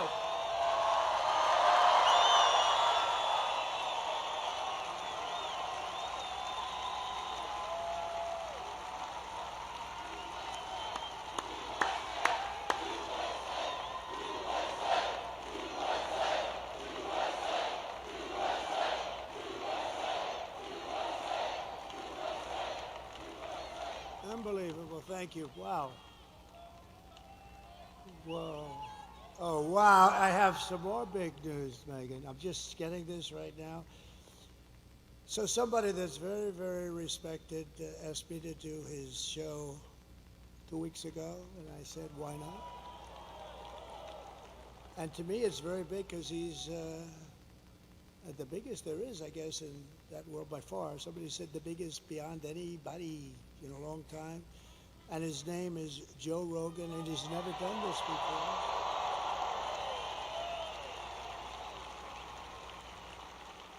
And it just came over the wires that Joe Rogan just endorsed me. Is that right? Thank you, Joe.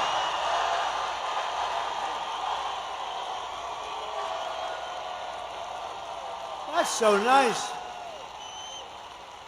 And he doesn't do that. He doesn't do that, so. And he tends to be a little bit more liberal than some of the people in this room. No, I had a lot of fun, and he was amazing, and it was a 3-hour interview. In fact, I was 2 hours late for a rally that we had. I had explained that a little bit, and it was cold out that night. We flew, but we had to make it. We were more than 2 hours late.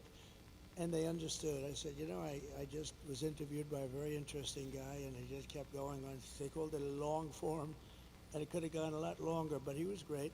And he's not a person that does endorsements, but he did an endorsement. So I just want to thank Joe Rogan. That's fantastic.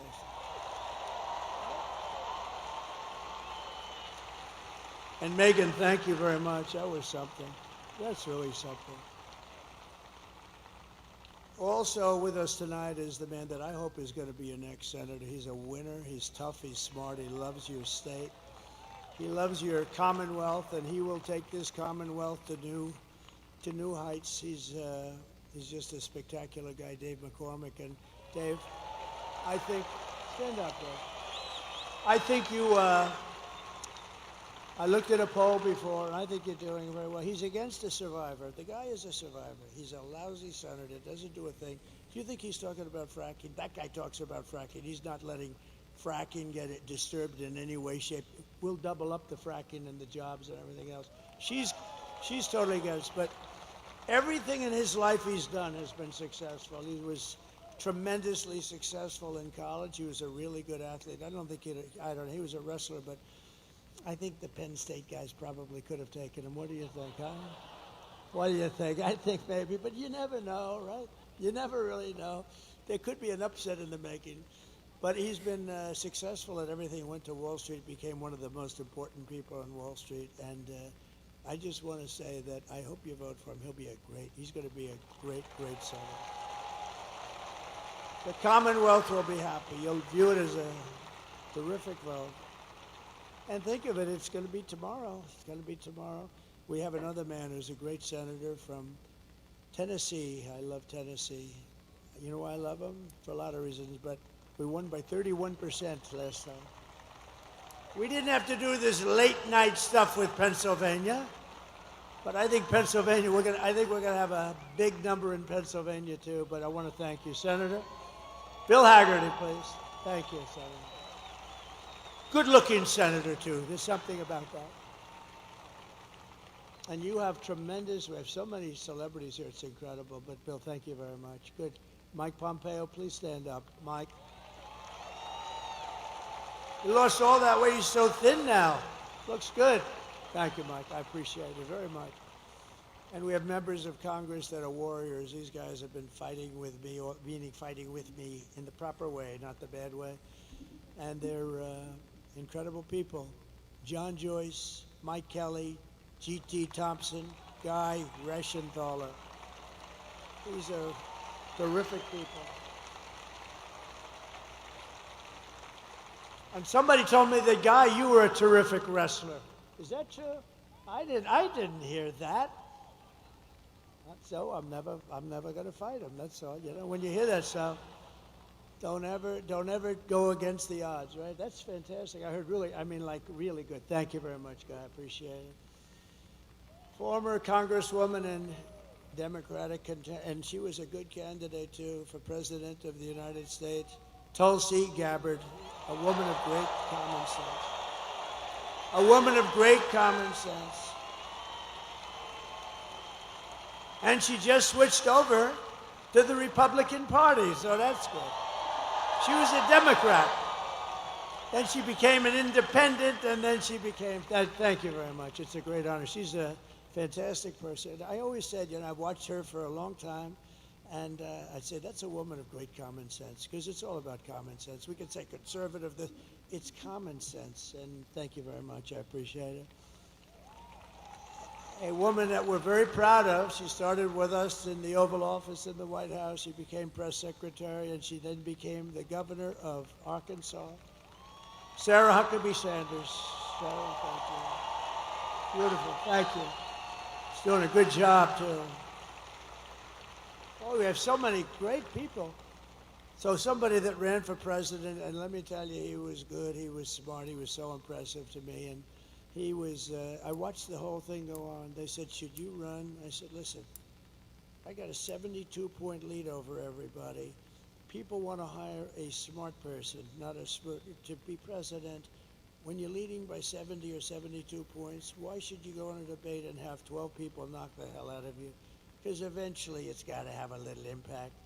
So I said, I'll sit out the debates, but I watched the debates, and I watched this man, and he was unbelievable. The governor of North Dakota, he's become one of the great oil experts. That state is doing unbelievable since he's been governor. And he was like me. He was a successful businessman. He made a lot of money, and he wanted to run, and he knew the state. He was in the state, and he ran for governor. He won. He's been one of the best governors in the country, very smart, and we got to bring him in because he's not going to be running again. I guess he's term limited or something, but he's not. And we're going to find a good place for this guy. We're not going to let him go. Governor Doug Burgum. Thank you. Thank you very much. And his wife, Catherine. Catherine is phenomenal. The son of one of the greatest baseball players of all time. You think I don't know about Roberto Clemente? Oh. So Roberto Clemente Jr., and I hear he's quite a player also, but I'll tell you, I remember his father in deep right field. I remember the throw. You know, I've seen a lot of baseball, and I've seen a lot of throws. And baseball doesn't seem to be quite what it was. We got to do something about that, you know? Too many stations, too many games, too late at night. They should hire me as commissioner, although I like their commission, I do. Some commissioners I don't like. But, you know, make baseball good. But I saw, come up here for a second, wherever you may be. Where is this guy? Because this guy was like, come up here, come on up here. Anybody with that gene, anybody with the blood in him of Roberto Clemente. Puerto Rico, I love Puerto Rico. Come on, come here. Tell them how great was your father.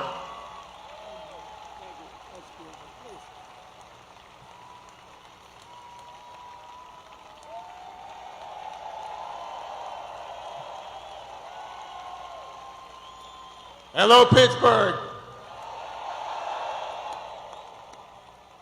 Well, one thing that I can say is that I'm very proud to be here. For the first time, I had to take a step forward. It is very important for me to support this man because I believe tomorrow is a change of time.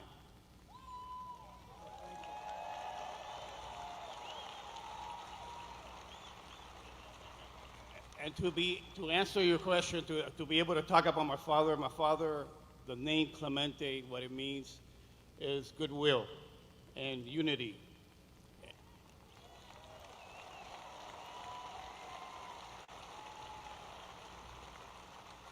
I believe that your team is going to bring it all home. I believe in everything that you stand for right now, being able to make the change for our families, my 3 kids that are very young and we live here in Pennsylvania.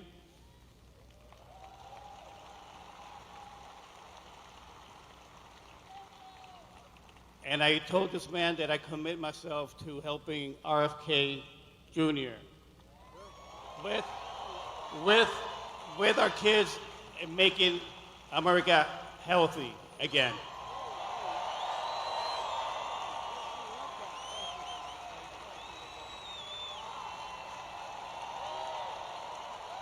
Wow. Well, Bobby's going to like that. Bobby's great, by the way. He's going to work, and he's going to work with it, but now he's going to work with Roberto Jr., Bobby Kennedy. You know, he's a credible guy. It's not an easy step. You know, they've been Democrats a long time, the Kennedy family. I'm sure they were thrilled, but Bobby had to do the right thing, and he did, and he's going to be very much involved. You know, he's got a tremendous view on health and pesticides and all the stuff, and we're not really a healthy country. Look at some countries are much healthier than we are, and they don't use all of this stuff. And so Bobby's going to pretty much do what he wants. I want him to do something really important for our country. It makes people healthier. We have obesity. We have every problem you can have, and Bobby feels very strongly about it. And he's going to be very much right. The only thing I told him, though, Bobby, you got to do one thing: do whatever you want. You just go ahead, work on the pesticides, work on making women's health. He's so into women's health. And, you know, he's really unbelievable. It's such a passion. But I said, Bobby, I want you to do it, but leave the liquid gold to me. Don't trample that. Don't trample on our liquid gold, because we have more than any other country in the world by far. Don't trample on that, Bobby. Let me just close your eyes. Let me just make our country rich as hell. So I got to keep him away from that. That could be a problem, but I got to keep him away from that. So that's so exciting with Meghan and Joe. That's so exciting. I mean, we have so many great endorsements. It's just really amazing.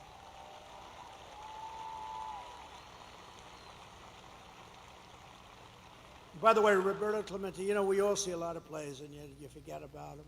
Even for those of us that have very good memories, you forget them. But I remember playing the Mets, the poor Mets. They were playing the Mets, and a ball was hit into the corner of right field. He played right field. And he went over, a rocket was hit there, and he went over and he was deep in the corner of right field. And the player started marching to the plate, pretty fast runner. And I've never seen, and I remember sort of everything. And Roberto Clemente, because he was a great hitter and all, you think of him as a hitter, but he was an incredible fielder. But he had the best arm, I think, in baseball. He threw from the deep corner of right field. It was not possible to do this. A ball that never was more than 10 feet off the ground, a strike. And the runner was out. And I said, well, there go my aspirations about being a professional baseball player. It was the greatest throw I've ever seen to this day, and so I wanted to, it's funny, he was one of the greatest hitters, but I remember him more for the throw than the hitting even. So it's an honor, and Bobby is going to be thrilled, and I've heard so many great things about you, Roberta. We're going to get you lined up, okay? I love that. Thank you very much. That's a great honor. Also, Mayor J.D. Longo is here, and Sean Parnell. Thank you, Sean. Thank you, Mayor. Good job you're doing. Good job you're doing. And a couple of friends of mine are here, Steve Witkoff, who's given so much money to North Carolina and any place that has trouble. This guy, I always bring him with me. You know why? Because if there's a trouble, he opens his, well, he made a lot of money, and he loves giving it away to people in places that have trouble. He's an amazing guy, actually, and he opened his wallet to North Carolina, to Georgia, to a woman last night, Carmen, who lost her daughter to a migrant 5 days ago. And he felt very badly. He just helps people. He likes to help people. He's a great businessman, but he loves giving the money away. Thank you very much. Steve, stand up. Thanks. Steve Witkoff. And another man who's with us tonight, Howard Lutnick. He's working on transition with Linda McMahon, a phenomenal woman. And he rebuilt Cantor Fitzgerald. His whole firm was taken down in the World Trade Center catastrophe. The plane flew right into him practically. He had the top 3 floors. Cantor Fitzgerald, one of the most successful firms on Wall Street. And he was riding down the road at West Side Highway, and he actually saw this happen. He said, oh my God. He saw it happen. He saw the plane go in. And you know why he wasn't there? He was always there at 6 o'clock in this morning. But for 5 years, his wife was saying, will you please take our child to school? And he said, no, I can't do it. I got to be in the office at 6 o'clock in the morning.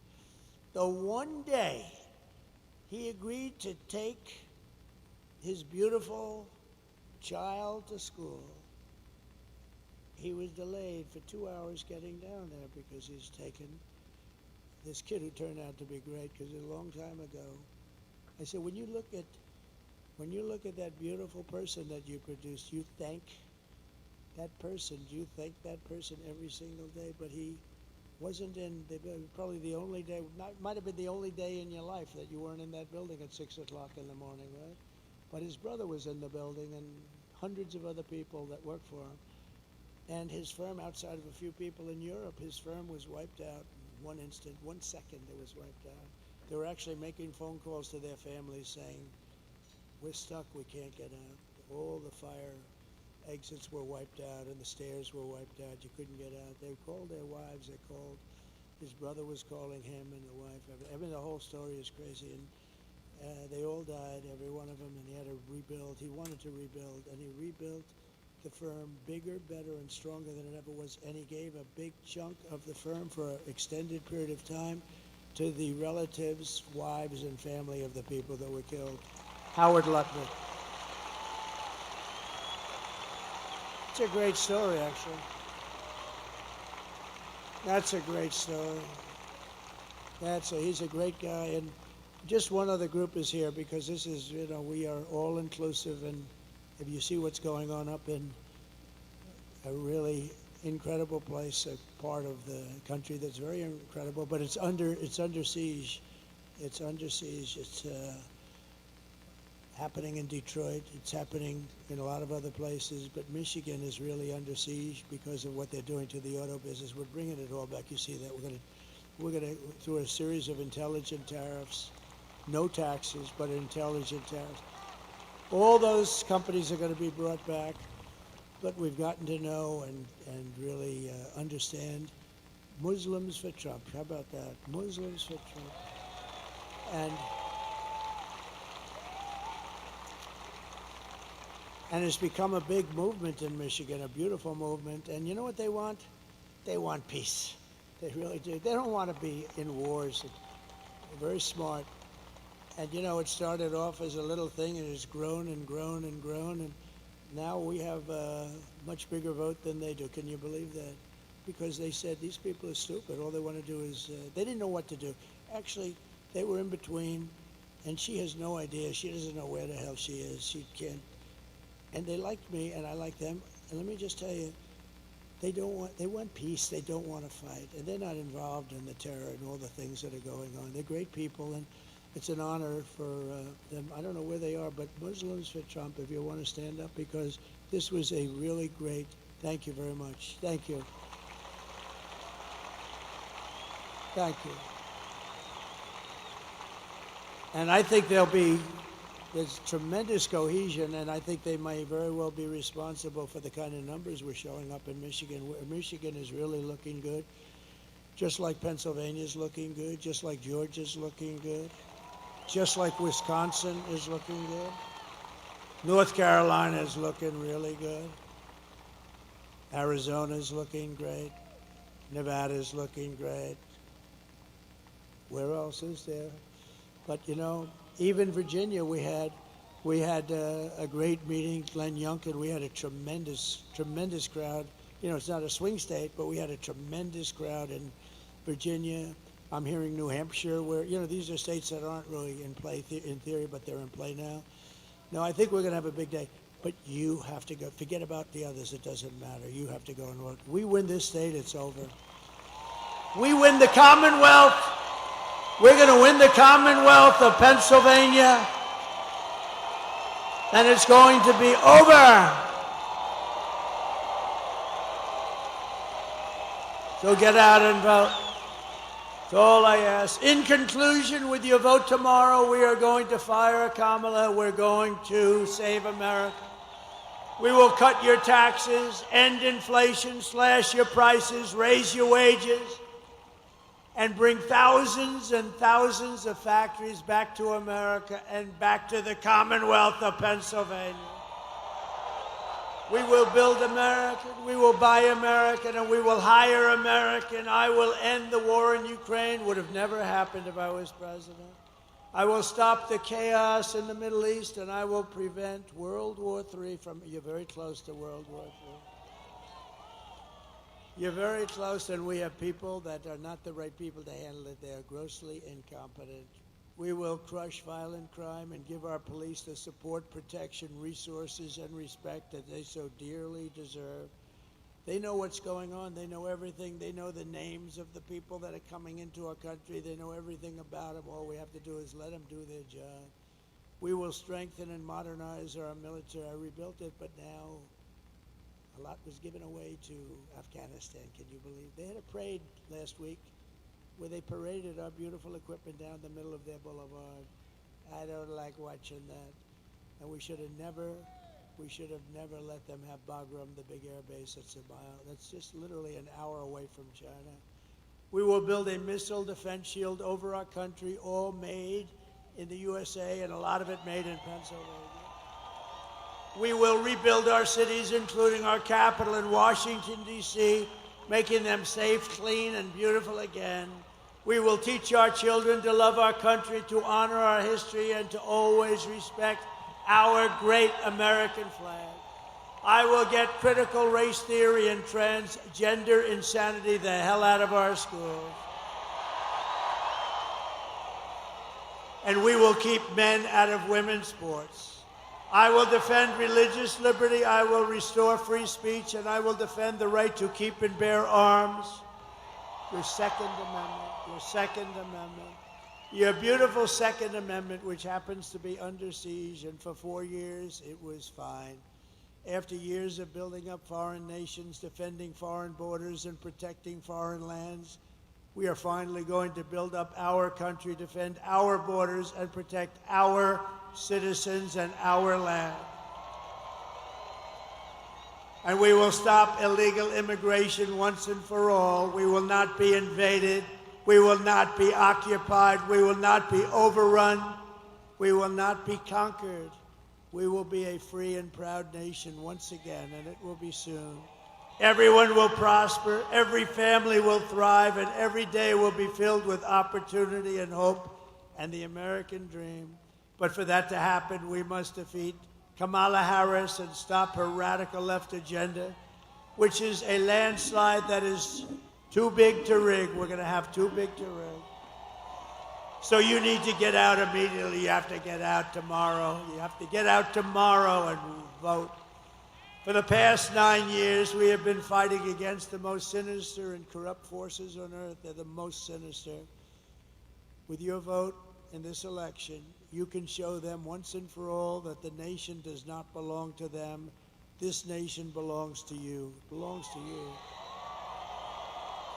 It was hard-working patriots like you who built this country, and tomorrow it's hard-working patriots like you who are going to save our country.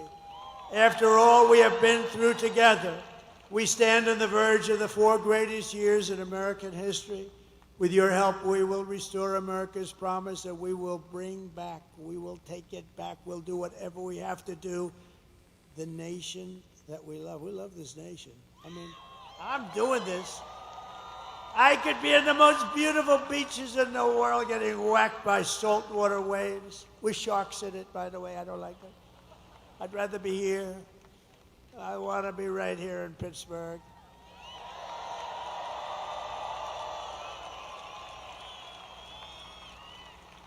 With those big, strong men back there. We are one people, one family, and one glorious nation under God. We will never give in. We will never give up. We will never back down. And we will never, ever surrender. Together we will fight, fight, fight, and win, win, win. November 5th, tomorrow, will be the most important day in the history of our country, and together we will make America powerful again. We will make America wealthy again. We will make America healthy again. We will make America strong again. We will make America proud again. We will make America safe again. And we will make America great again. Thank you, Pittsburgh. God bless you. God bless you all. Thank you. So that's his second last rally of the campaign. I guess he's off to Michigan now? So that's something. Look at the shaking in the camera. They're right by a speaker, a loudspeaker, and that's shaking the lens of the camera. As the Village People YMCA plays. And there he is. Oh, and he's doing the Johnny Carson golf move. I don't know where that came from. All right, he's dancing. He seems to be in good spirits. Who knows what's going to happen tomorrow. And Kamala Harris and Tim Walz also campaigning tonight in Pennsylvania.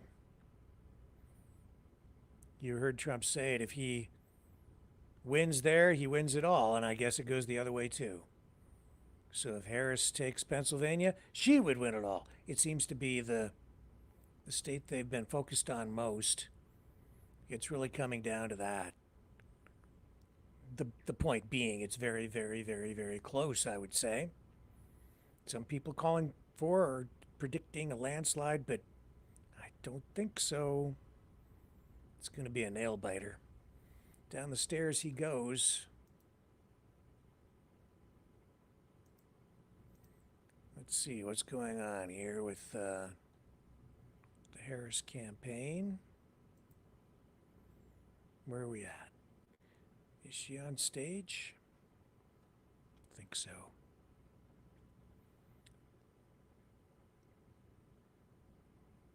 Walz was speaking just a short time ago.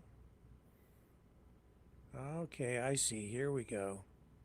So I got to back up a little bit. I'll just bring you a little bit of this. So let's pick this up. Here's yeah,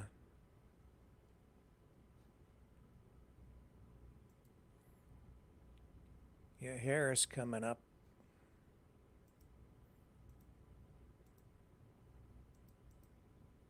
Give her a little bit of time, a little bit of screen time here.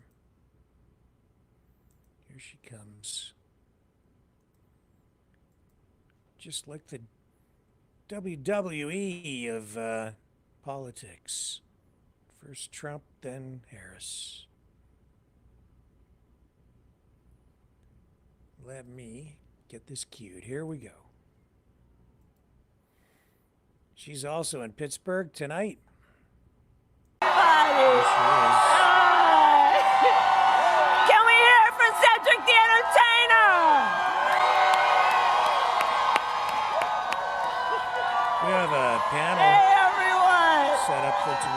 for election coverage, so don't miss that. And we may go to the phones. We're doing it. Let you guys weigh in on it too. Pittsburgh! Are we ready to do this? Are we ready to vote? Are we ready to win?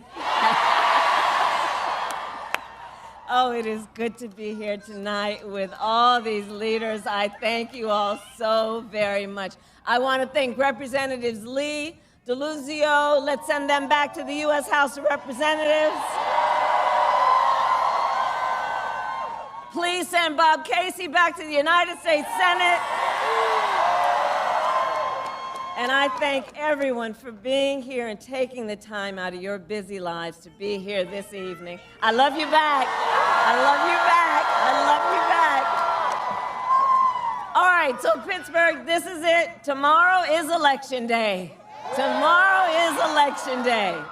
And the momentum is on our side. Our campaign has tapped into the ambitions, the aspirations, and the dreams of the American people. And we know it is time for a new generation of leadership in America.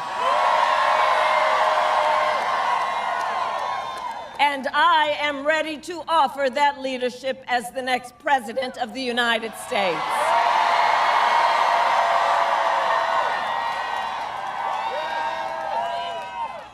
But we still got some work to do, because look, the race is not over and we must finish strong. So listen, here's the thing about the hard work. We like hard work. Hard work is good work. Hard work is joyful work. And make no mistake, we will win. We will win. We will win. We will win. And we will win because when you know what you stand for, you know what to fight for. And we have an opportunity in this election to finally turn the page on a decade of politics driven by fear and division. We are done with that. We're done. We're done. We're exhausted with it. And Pittsburgh, we are not going back. We're not going back. We're not going back. And we are not going back because America is ready for a fresh start. And we are ready for a president who knows the true measure of a leader is not based on who you beat down, it is based on who you lift up. And instead of stewing over an enemy's list, I will spend every day working on my to-do list, full of priorities to improve your life, because ours is not a fight against something, it is a fight for something. It is a fight for the future, and it is a fight for freedom, like the fundamental freedom of a woman to make decisions about her own body and not have her government tell her what to do. And when Congress passes a bill to restore reproductive freedom nationwide, as President of the United States, I will proudly sign it into law. Proudly. Proudly. So, America, I am asking for your vote. I am asking for your vote. And here is my pledge to you. As President, I pledge to seek common ground and common sense solutions to the challenges you face. I am not looking to score political points. I am looking to make progress. I pledge to listen to those who will be impacted by the decisions I make. And we are not going back.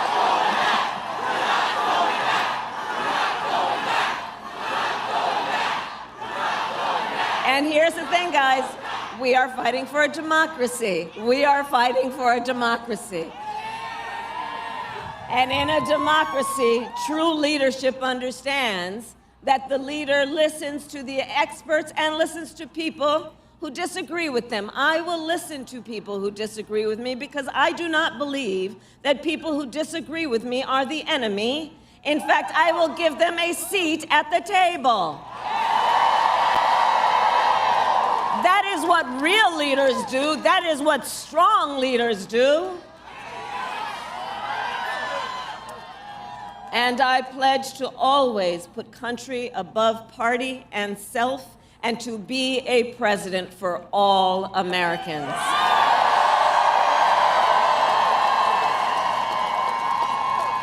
So Pittsburgh, that is my pledge to you. And to you I ask then, who here has a plan to vote? Fantastic. Okay, so help spread the word then. Polls are open here in Pennsylvania tomorrow from 7 a.m. to 8 p.m. You know that. Go to iwillvote.com for all the information you need, including where and when to vote and where to drop off your mail ballot, because we need everyone to vote, Pennsylvania. You will make the difference in this election. You will make the difference.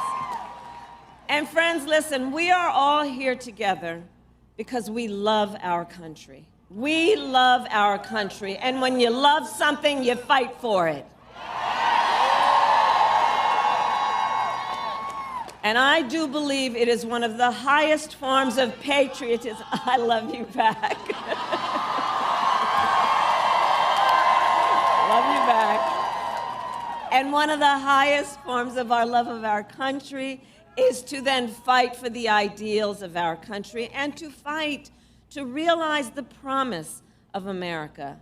So Pittsburgh, listen, we got one day left to get this done. So now we work to get out the vote. Let's reach out in these next 24 hours to family and friends and classmates and neighbors and coworkers. And as we do that, let us really be true to what our campaign has been about from the very start. And on that, I say, please, let us be intentional about building community. Let us be intentional about building coalitions. Because here's the thing, so much about these last several years has been about trying to make people point their fingers at each other, to have Americans point their fingers at each other, to try and make people feel alone or feel small. But let us do the work as we work toward this win of building up community and coalition and reminding everyone that we have so much more in common than what separates us. Let that be our goal. And let us remind everyone, your vote is your voice, and your voice is your power. So one last time, Pittsburgh, I ask you, are you ready to make your voices heard? Do we believe in freedom? Do we believe in opportunity? Do we believe in the promise of America?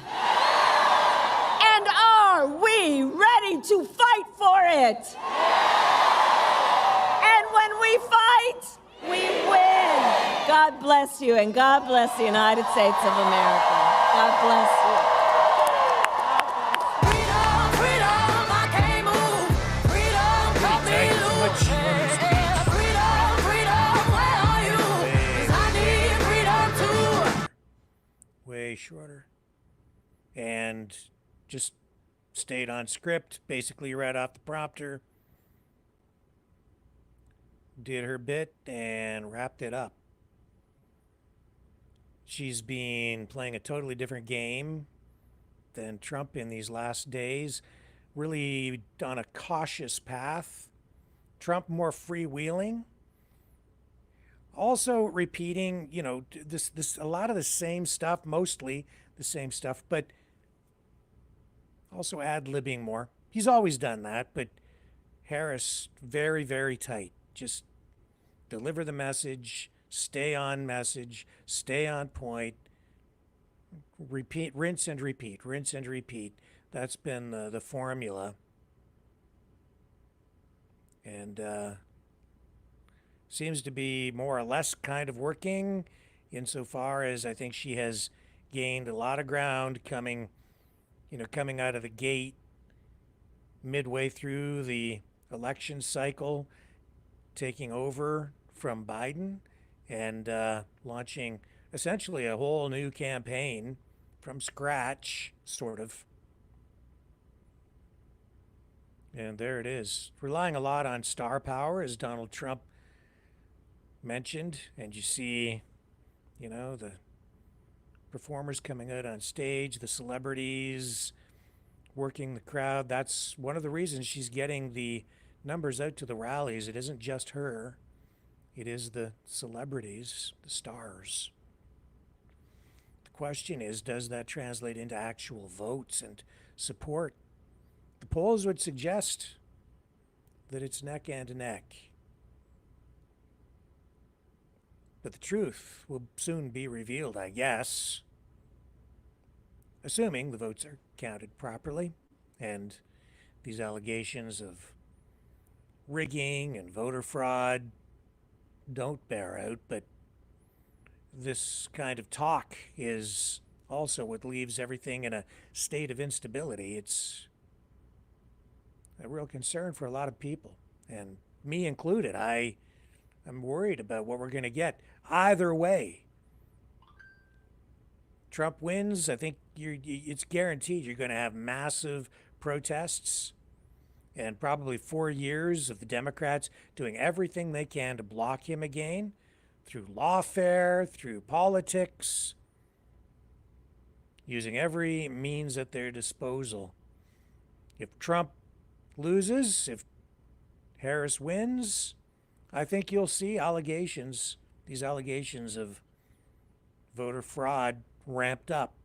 And then I don't know at that point what will happen. I don't know. I'm very nervous, very worried about that.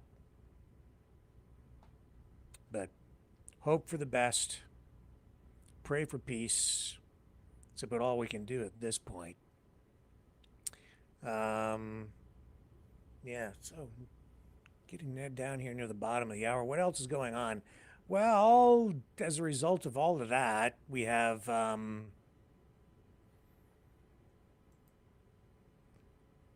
lot of other stuff happening. It's interesting, there's this intelligence report, or actually it comes from the Institute for the Study of War, and the Russian Ministry of Digital Development has announced that a new registration mechanism for social media channels with over 10,000 subscribers are going to have to register with the Russian government by January 1st. And that will provide, I guess, the government of Russia with minimal personal information about, at least like a minimum amount of personal information about who it is that's operating these various websites. This is the Russian government's, I think, attempt to deal with what they would call misinformation or disinformation, potentially foreign interference in what's going on in their country. And they're getting some people voicing concerns about that, about the de-anonymization of social media in Russia. So they're going to make it basically illegal for like any social media account inside Russia with followers of over, what was it, 10,000 subscribers. You would have to register and confirm your identity with the state so the government knows who you are, so they can track you, monitor you, and Make sure that you are who you say you are.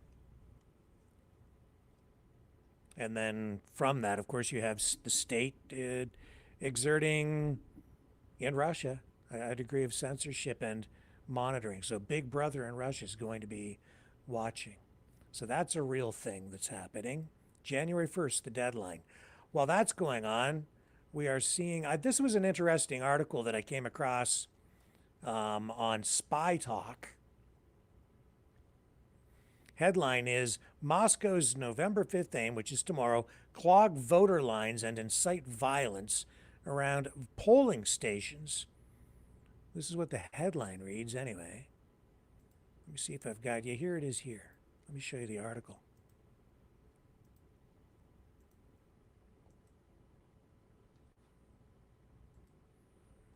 You know, every government's got their fingers into every other government's business around the world, I think.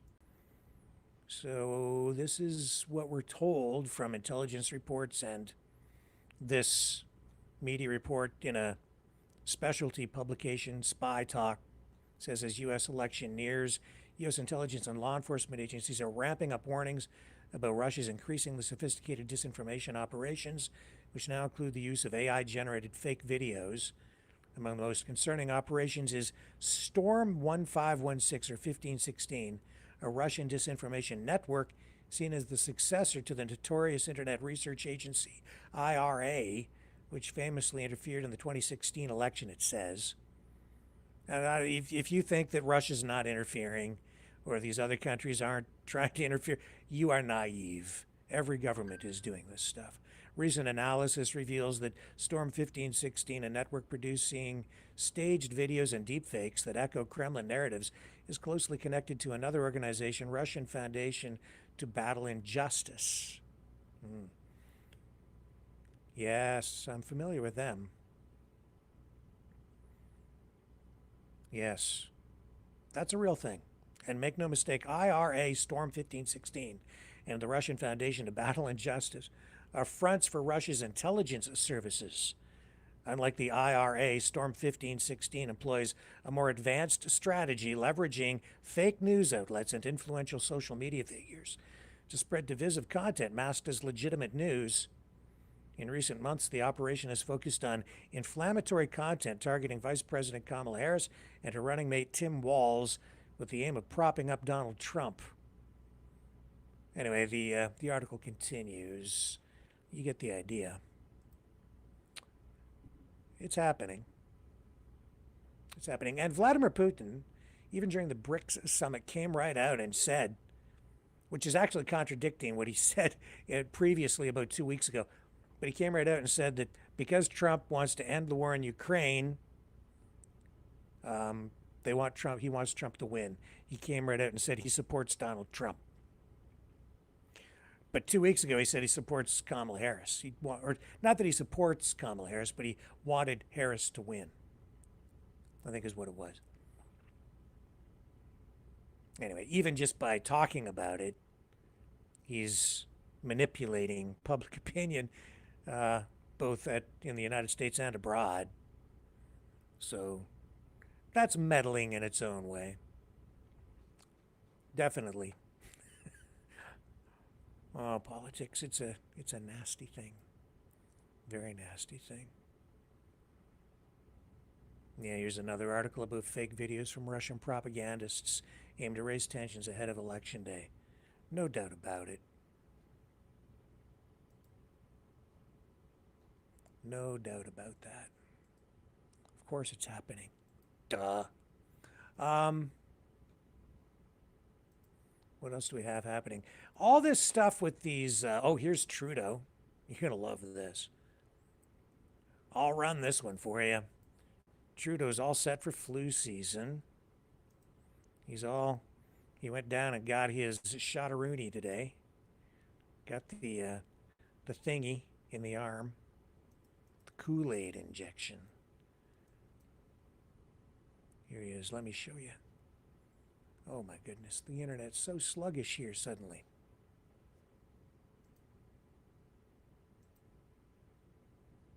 I'll just take this rally stuff down. Oh, where did it go? We lost him. You're going to want to see this. I'll bring him back up.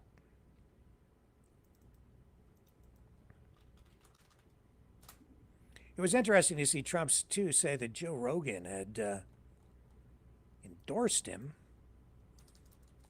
And my goodness, how things have changed with Megyn Kelly. You remember the first time around, she tried to hit him hard by saying that he called women, what was it, slobs and fat pigs or something like that. And then he said, only Rosie O'Donnell. Here's the Trudeau clip. I've got it. Yeah. So that became famous, but now she's gone full circle after leaving, losing her gig at Fox.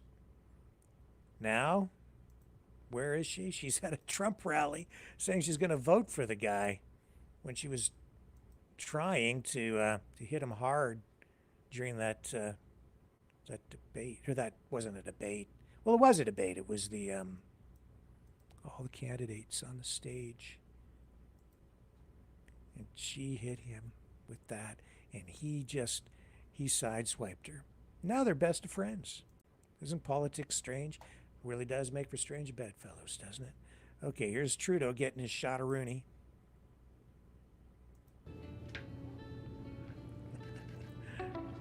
Oh, I know you're going to love that.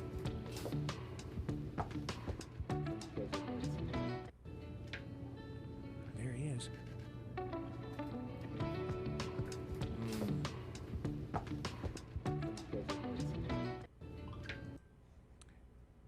What's the caption on that?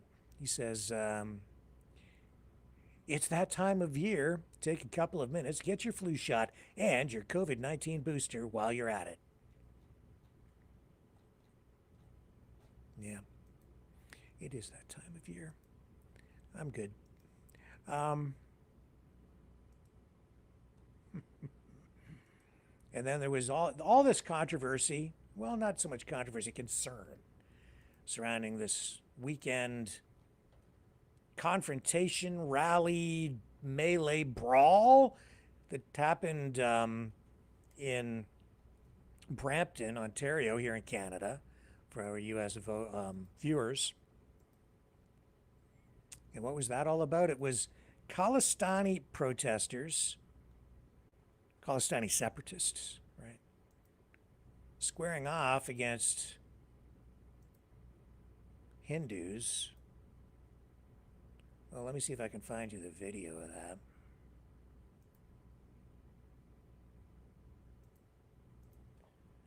Yeah, again, it's internet sluggish here.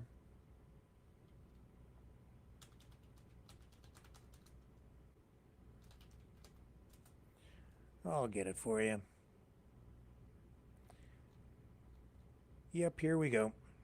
I'll show you again. And there was a police officer from Peel Regional Police who has been suspended now because of his involvement in this demonstration, which turned into basically a big fight with some of the protesters beating other protesters with flagpoles. Here's what it looked like over the weekend, and then I'll tell you what's going on. Oh shit, oh shit, oh shit, oh shit, oh shit, oh shit, ouch, ouch, oh shit, oh shit, oh shit, oh shit, oh shit, oh shit, oh shit. This stuff's been going on now for quite a while. Like it's escalating and escalating and escalating. I've been observing demonstrations for many, many months, actually the last couple of years. And they just keep police are having trouble dealing with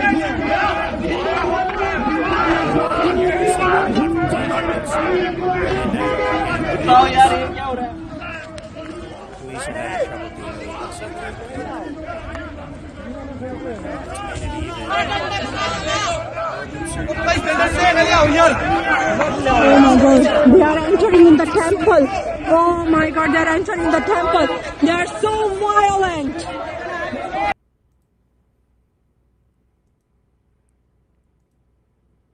And tonight we're seeing, okay, so here's a statement from Peel Regional Police about this. I think they're referring to this as like protest management.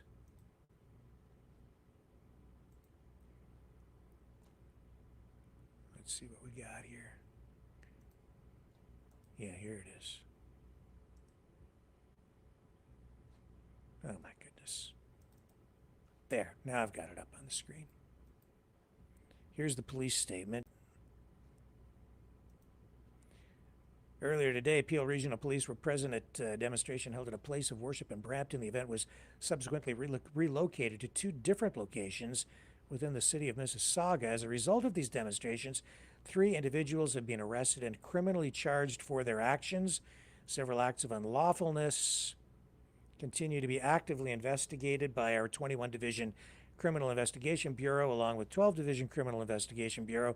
We appreciate the cooperation of those who have remained peaceful and reassure the public as we continue to ensure the safety and well-being of everyone in our community. We will continue to provide updates as more information becomes available. So, from that, we get this update today. And let me see if I can find you the image.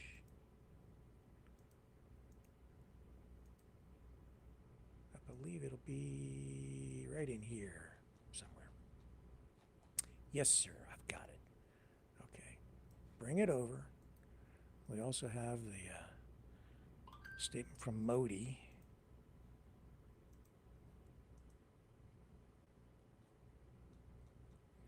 So yes, bring it up here. It's on social media. You can find this. This is the Peel Regional Police Officer who has been suspended.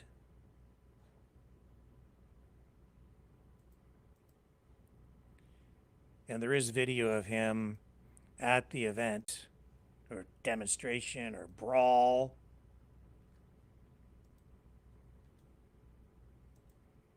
Indian government. Who's the government? Indian government. Who's the government? Indian government. Who's the government? Indian government. There. I believe that is the piece of video that has resulted in his suspension from the Peel Regional Police Service. And I would imagine there will be some sort of review, and he'll be entitled to due process, even through the workplace. And as I say, Narendra Modi, the leader in India, posting this online. I strongly condemn the deliberate attack on a Hindu temple in Canada. Equally appalling are the cowardly attempts to intimidate our diplomats. Such acts of violence will never weaken India's resolve. We expect the Canadian government to ensure justice and uphold the rule of law. This, of course, ties right into foreign interference concerns, the assassinations that have taken place on Canadian soil involving Canadian citizens, and allegations from the Canadian government saying the government of India has been directly tied to that. Strained relations between Canada and India, all of this stuff related because you do have this, basically this Khalistani separatist movement, which is viewed by the government of India as being a terrorist organization. And the Canadian government viewed by the government of India as protecting these folks and facilitating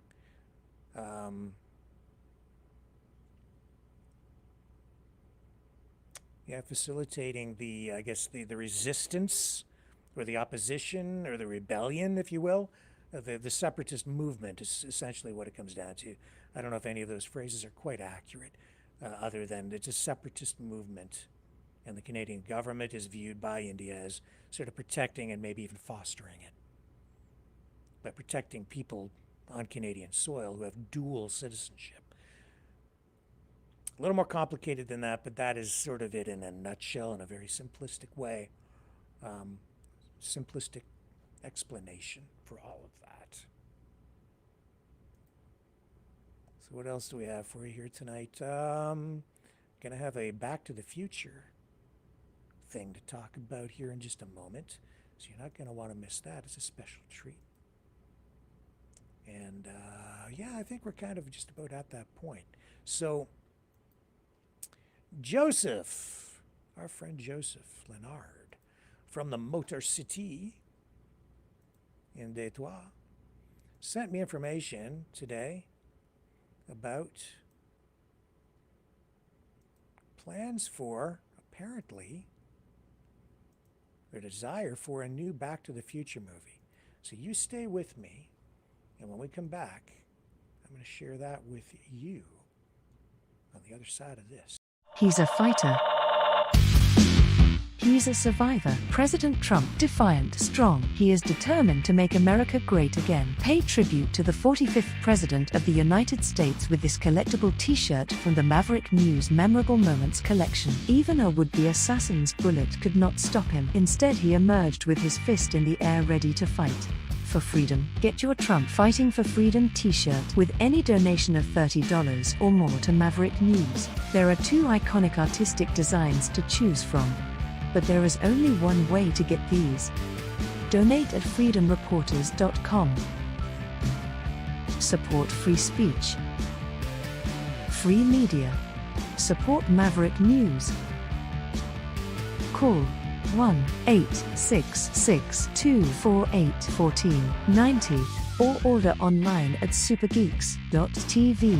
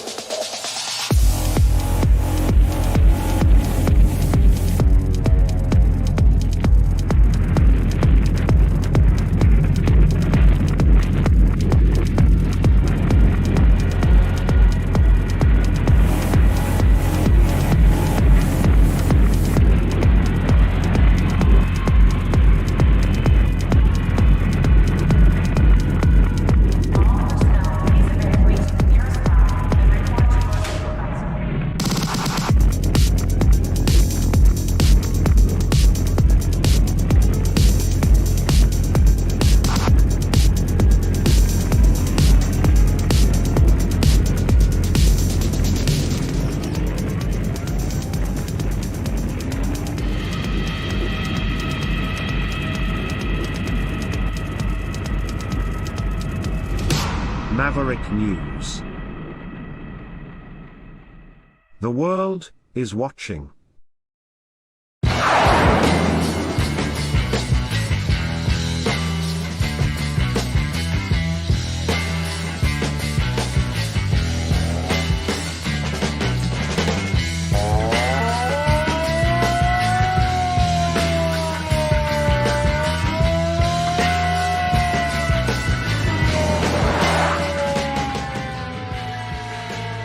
Maverick News. Fighting for freedom.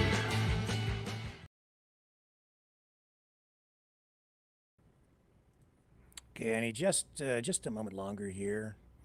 I need to find something just to get this queued up, so stick with me. I'm going to be right back. You know, someone very profoundly once said many years ago that if fascism ever comes to America, it'll come in the name of liberalism.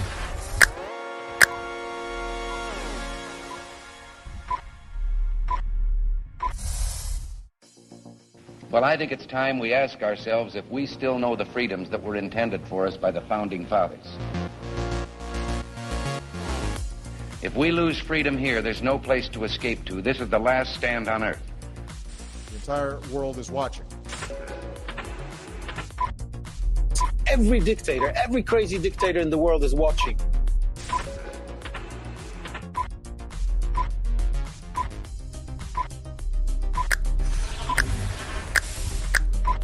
The world is watching.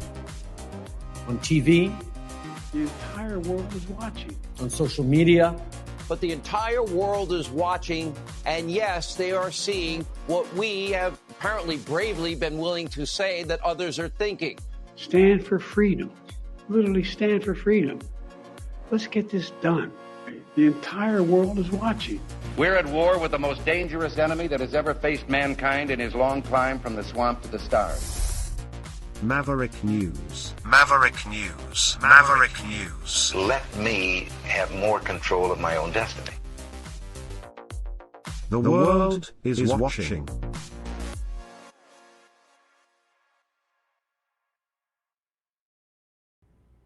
Okay, so here it is, and this is a piece of Americana in its own way, and in a big way, actually.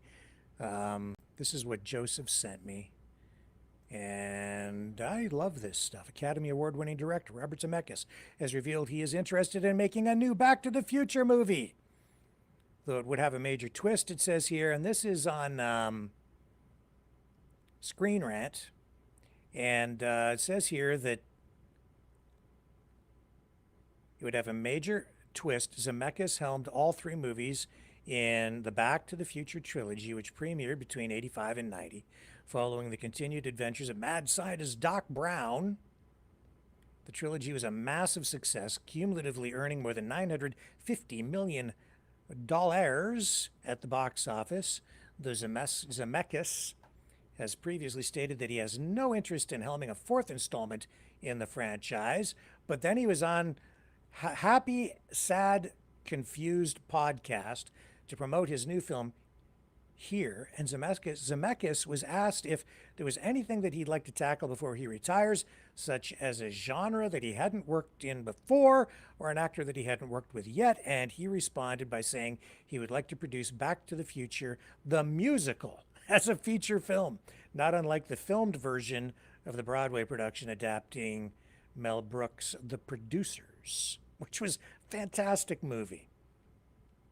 So the stage musical version of Back to the Future opened in London's West End in 2021 to rave reviews, receiving the Laurence Olivier Award for Best New Musical in 2022. And the show moved to Broadway in August of 2023, with a national touring production beginning in June of 2024, this year. But it doesn't look like the movie adaptation will happen, as Zemeckis has already pitched the idea at Universal, and they don't get it, he says. Yeah, well, a lot of those execs don't get stuff. I don't know. If I would probably listen to him, and I think given the success of Back to the Future, you could make a real dog of a movie and it would still be a hit. Anyway, it is Back to the Future for me represents a real piece of American pop culture. Truly American, like the whole story, the music, the style. It goes through different eras. Fantastic storytelling, and the car. The car is the star of the show, upstaging even Michael J. Fox. The whole cast, really. Just the car was the star of the movie. And that brings me to this. As part of our Cruisin' for Freedom song collection, the SST Car Show song collection, which also is very freedom-focused, just like our Free Dog 10-song album, I did play a couple of cuts from the Cruisin' for Freedom album. And yeah, there's a song on there about the Back to the Future DeLorean, just so happens. And so we had talked before about this fake movie trailer for a new Back to the Future film, and I actually got burned by it. I mean, I actually believed that it was a real thing happening because it was so well done. Looked like a real movie trailer, like a new thing. And Joseph and I were on here talking about it one night, and that's why he sent me this article, because it jogged his memory. He said, I remember we were talking about that, and now Zemeckis is saying he'd like to make the musical version, the musical, into a movie.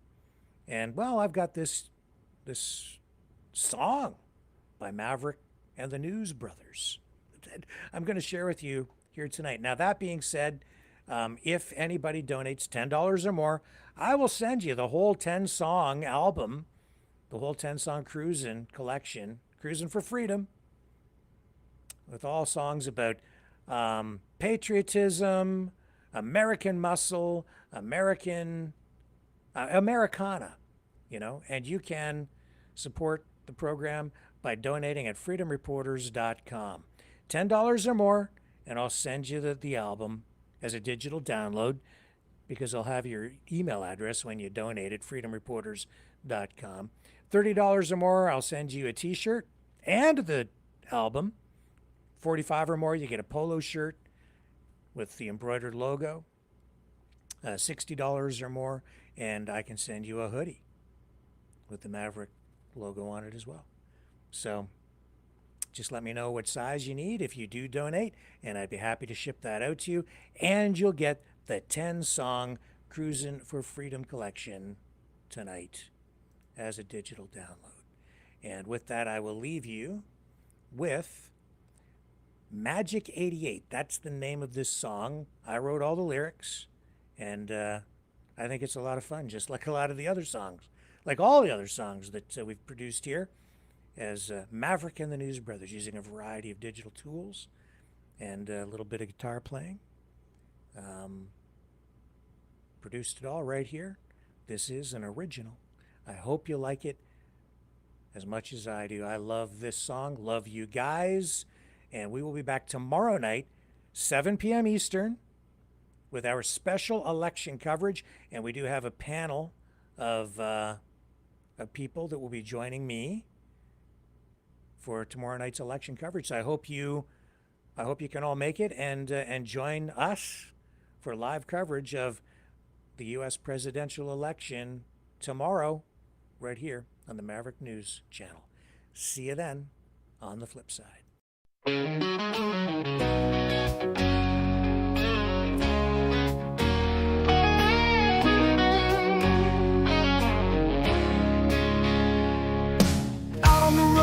Future's in sight, the DeLorean's ready, it's time to ignite. Stainless steel with the gull-wing doors, this machine's built to break all the laws. Flux capacitor lights the way when the speed hits 88. Through the years the world will know this time machine's the star of the show. Magic 88, we're flying through time in a DeLorean, feeling so fine. With Mr. Fusion we're set to soar, past, present, future, forevermore. Magic 88, hold on tight, in the DeLorean we light up the night. Hit the gas, the road's a blur, in the blink of an eye it's all astir.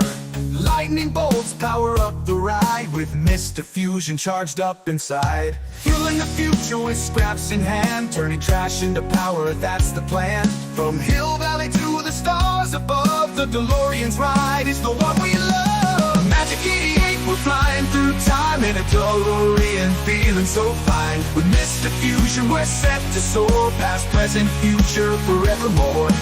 Magic 88, hold on tight, in the DeLorean we light up the night.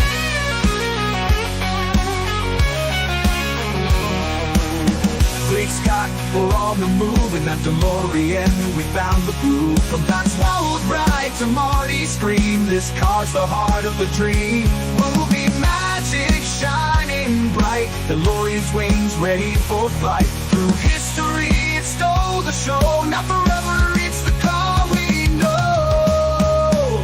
Magic 88, we're flying through time in a DeLorean, feeling so fine. With Mr. Fusion we're set to soar, past, present, future, forevermore. Magic 88, hold on tight, in the DeLorean we light up the night. When you see those lights aglow and the tires blaze as the legends go, remember the ride that made us believe. With Mr. Fusion's power we never leave.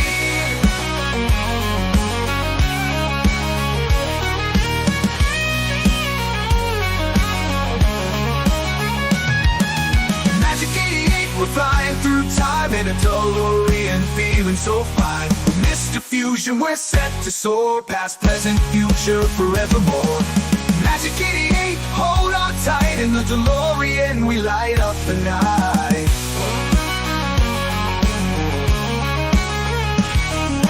Scott, we're on the move. In that DeLorean, we found the groove. From Doc's wild ride to Marty's scream, this car's the heart of the dream. We never leave.